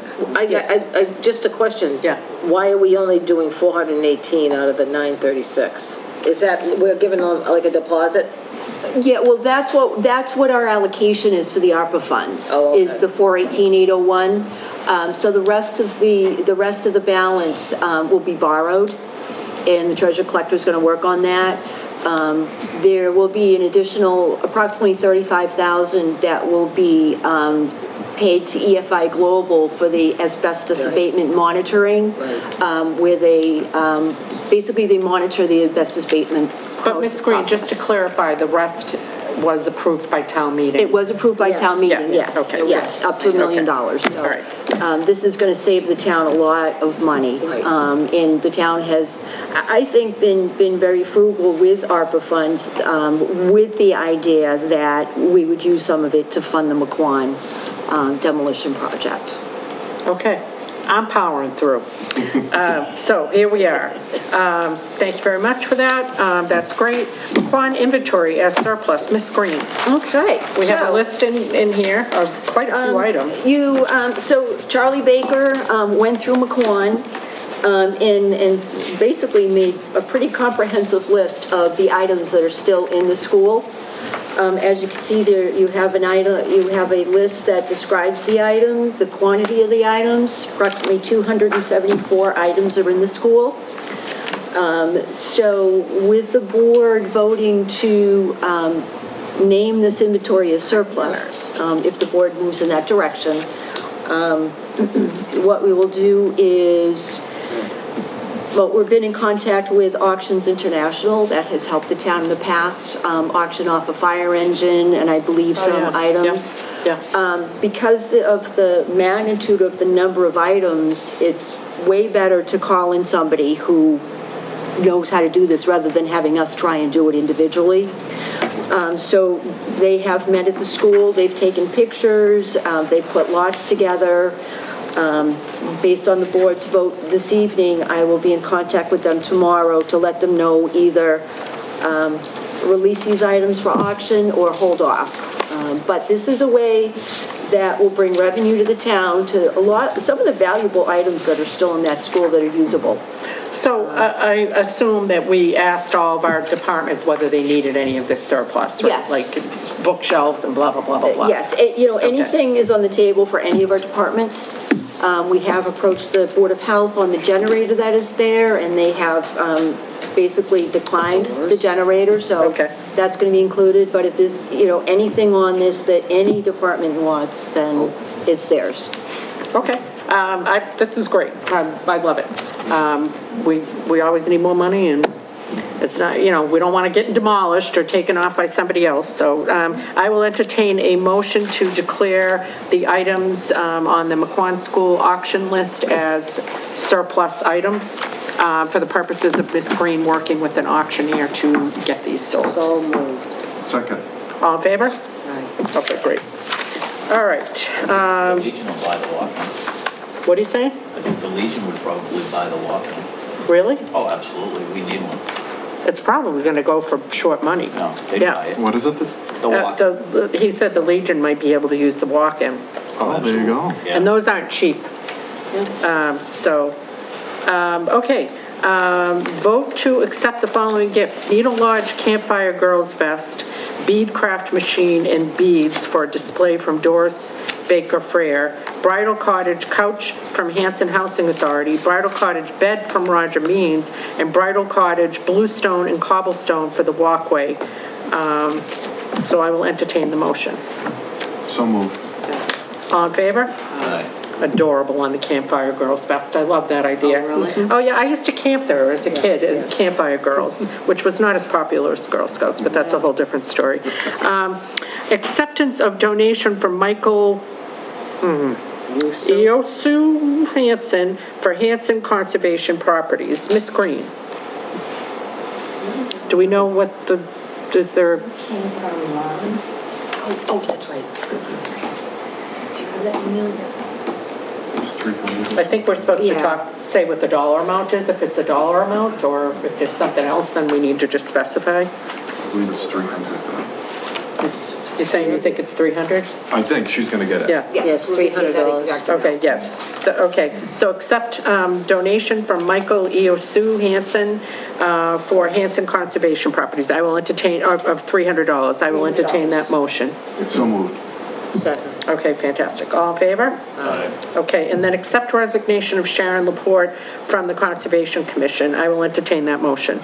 So moved with regrets. Second. All in favor? Aye. And we thank her because she served for quite a while. Yeah, she was good. So, yeah. And vote to declare Hanson Day. The Economic Development Committee had voted at our last meeting to have Hanson Day September 16th with the rain date of September 23rd. I will entertain that motion. So moved. September 16th? Yep, with the rain date of the 23rd. Is anybody going to second it? I'll second it. Okay. Yeah, sorry. All in favor? Aye. All right, great. And then one-day liquor licenses.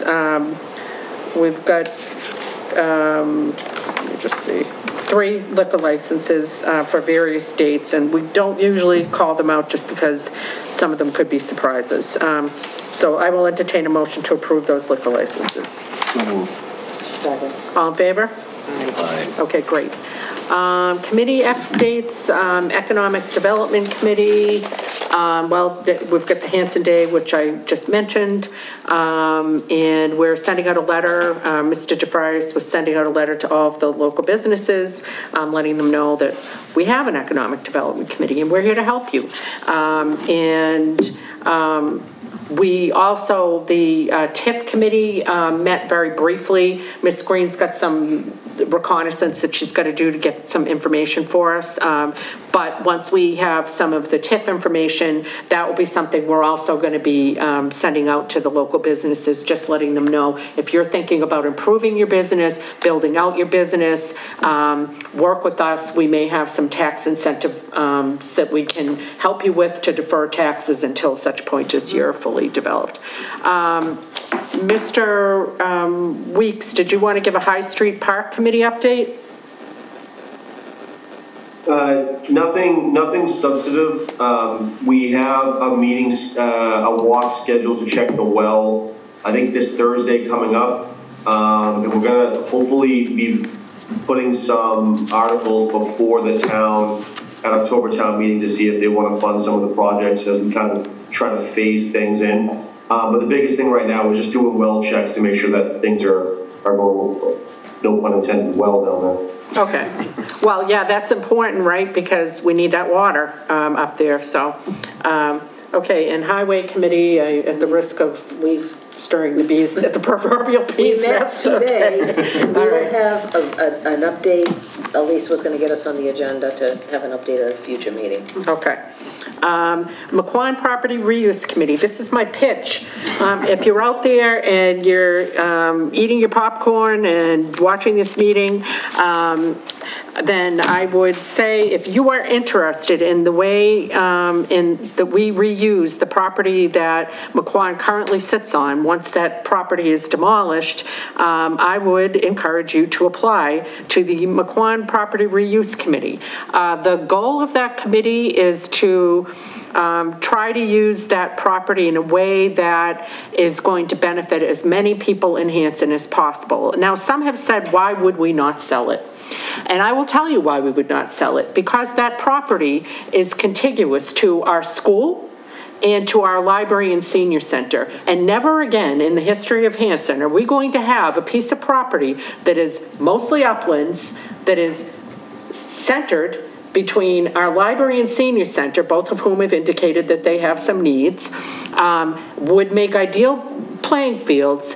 And never again are we going to have that piece of property that size. And as part of the McQuon reuse, committee, we had Keller Williams and some other folks come and give us an estimate of what we might actually get for that property. And because we've got that hulking building on that needs to be torn down, the estimates were startlingly low. They were less than $1 million. So why would we sell a piece of property that's next to our school, next to our library, next to our senior center, and lose complete control over that piece of property for less than $1 million?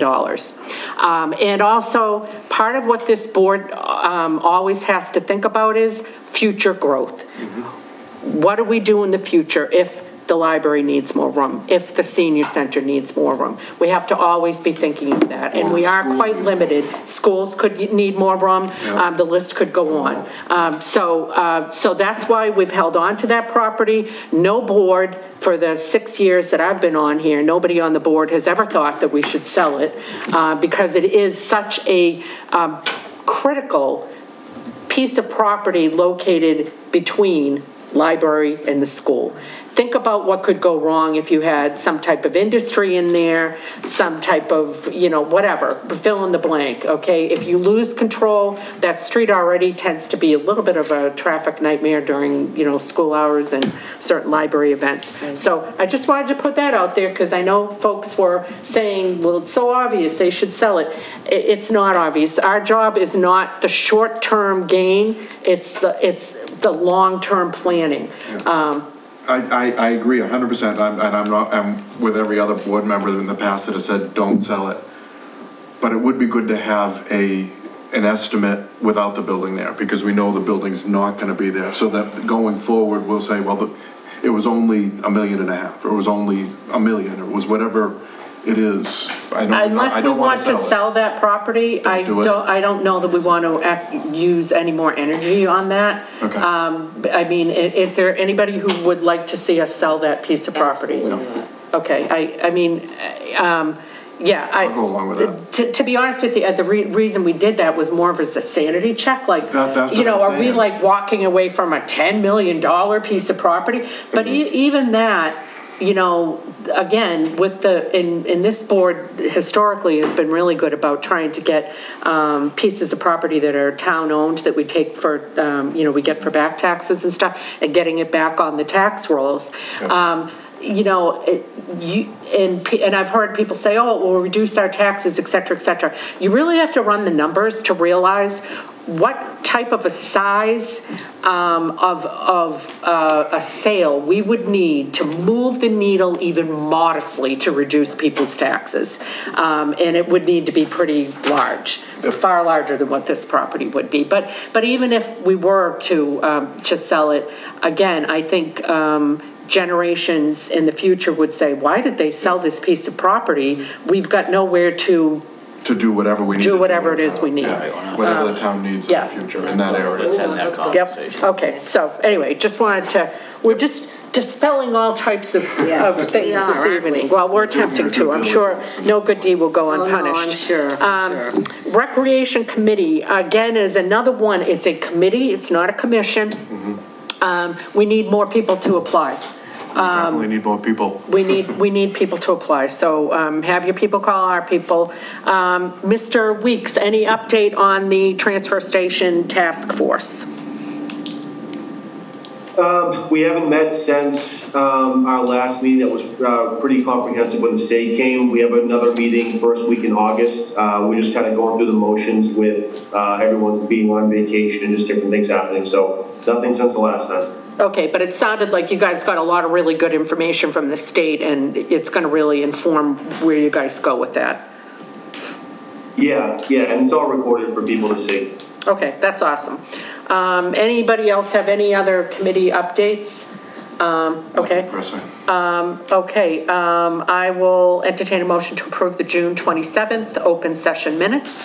I had minor changes, nothing to the content. Are they like little grammatical Yes, stuff? Okay. yeah, but I'm gonna did you do a motion? I'm trying to entertain a motion. I so moved. Okay, I great. didn't know if I was supposed to second it. No, I mean, no, you can't second your own motion if you made the motion. Anybody want to second that motion? Second. Okay, all in favor? Aye. Okay, fantastic. And then that brings us to the town administrator report, Ms. Green. All right. Madam Chair, Mr. Vice Chair, members of the board. I'm happy to finally report that we're moving forward with the two positions, the part-time positions, the IT assistant and the select board town administrator part-time positions. They've been advertised in the local express. We're going to be putting them on Indeed and moving towards getting these two positions filled. Both were approved at town meeting, and it's been a little hill, but finally, happy to report, we're on our way moving forward with filling these two positions, part-time. Our insurance renewals are in for the town. As you remember, last year, we moved forward and transferred our insurance coverage to Maya, who is an insurance company that specializes in municipal insurances. So the figures that we saw last year was approximately $80,000 savings over what we had been paying in prior years. And with our renewals this year, this is actually like very good news. So our insurance premium increased only $8,000 over from last year. Wow, that's not bad. And we've had a small reduction in our workers' comp, which shows that the town is being very responsible with our safety and practices as far as our workers are concerned. Also, too, where Maya offers training and incentives and rewards, because town employees have been participating in Maya training, we've received $1,489 in rewards credits, which we can apply towards our premium. So again, lowers our premium. Can we beat that? Can we increase that amount? Did Dave and I go into that new select board thing now? It's just you guys so any safety training that any of our highway participated in, Charlie Baker and Jude Waters participated in an all-day training, custodian and safety as far as using chemicals and things like that. So it was trainings like that were put on by Maya that we got these credits for. Can we boost that? Absolutely. I mean, I'm impressed with it, but I want more. Yeah, absolutely. We were new to Maya. Here's your first This is my first goal. We were new to Maya last year, so to have this type of credit in our first year is really recognizable to the town and the employees' commitment to safety. I think and training. it is literally a win-win because we have better, safer practices, but plus we get the money off, so. Right, and again, we've continued to save a great deal amount over what we had paid the last 20 years in insurance premiums. And so I'm circling back in May, I had talked about a solar agreement that the town entered into, a net metering agreement it's Perch Community Solar now, back in 2018. That was brought to my attention. Is this still a good deal for the town? Are we still saving money? So I've done a lot of research, got in touch with the company, got actually the 3 agreements that the town entered into in 2018 that are numerous pages long. I've collected the National Grid bills. There's 15 National Grid accounts that are connected with these 3 agreements. And trying to make heads or tails of this. Can't we consolidate all of our accounts? This seems crazy. How do we even keep track of it? Exactly. So after looking at the information, gathering everything, having somewhat conversations with the Perch Solar community, I reached out to a woman named Beth Greenblatt, who is a principal managing director of Beacon Integrated Solutions. It's a state contract agency, but she is an expert and a knowledgeable person in renewable energy. I had worked with her in Whitman when we went into a net metering agreement, so she's very knowledgeable. I reached out to her and asked if she'd be interested in helping the town out, figure this all out. because there is quite a lot to do, figure out with this. We can use ARPA funds for this. We have 172,000 left in ARPA funds. I've asked her to send me a proposal for her help. Her first step would be to help us look at our National Grid portals and look at all of these to see, do we have credits that can be allocated in different areas? Secondly, once I mentioned the company that we had entered into the agreements with, she said, oh, that company has a habit of not allocating credits properly. Oh, boy. So we're going to, I'm going to wait for her proposal, put it before the board, and then take the first step, and then see if we need to take the other step to figure out if we've been allocated credits properly. So it's a process, but it's well worth looking into. So I just wanted to give you an update that still working on this. All right, and you'll let us know what that cost would be? Absolutely. Okay, all right. Absolutely. And also, too, we had a department head meeting today with HRS, which is Human Resources Services, did an orientation of how they're going to be helping us with our human resources and personnel policies. It's important to have feedback and have all the stakeholders involved, so they laid out the process of helping us update our policies, how our department heads will all be included with this. They will be they will be provided drafts that they can look at, provide feedback, and HRS is going to be with us all through the whole process until we have a final, all updated policies in a nice manual that we can hand out to everybody. I'm sorry, I'm really cold. I don't think the AC's on anymore. That, the town will be proud of. Because all of our policies have been really old, not looked at in a long time. So at the end of this process, we will have updated policies that are all in compliant with the law that will be afforded and handed to every single employee of the town. And how did the department heads feel about that? I believe it was well received. It was well received. They're being a part of this whole process. They're going to provide the feedback, and it will help guide them when they're working with their employees. So definitely a step in the right direction. Also, too, to give an update on McQuon, our office has been getting a lot of calls because SMI, Southern Middlesex Industries, has begun the asbestos abatement. They started this week. So there is going to be activity they'll see around. EFI Global is also going to be there with the asbestos monitoring. They're bringing in special air quality monitoring machines.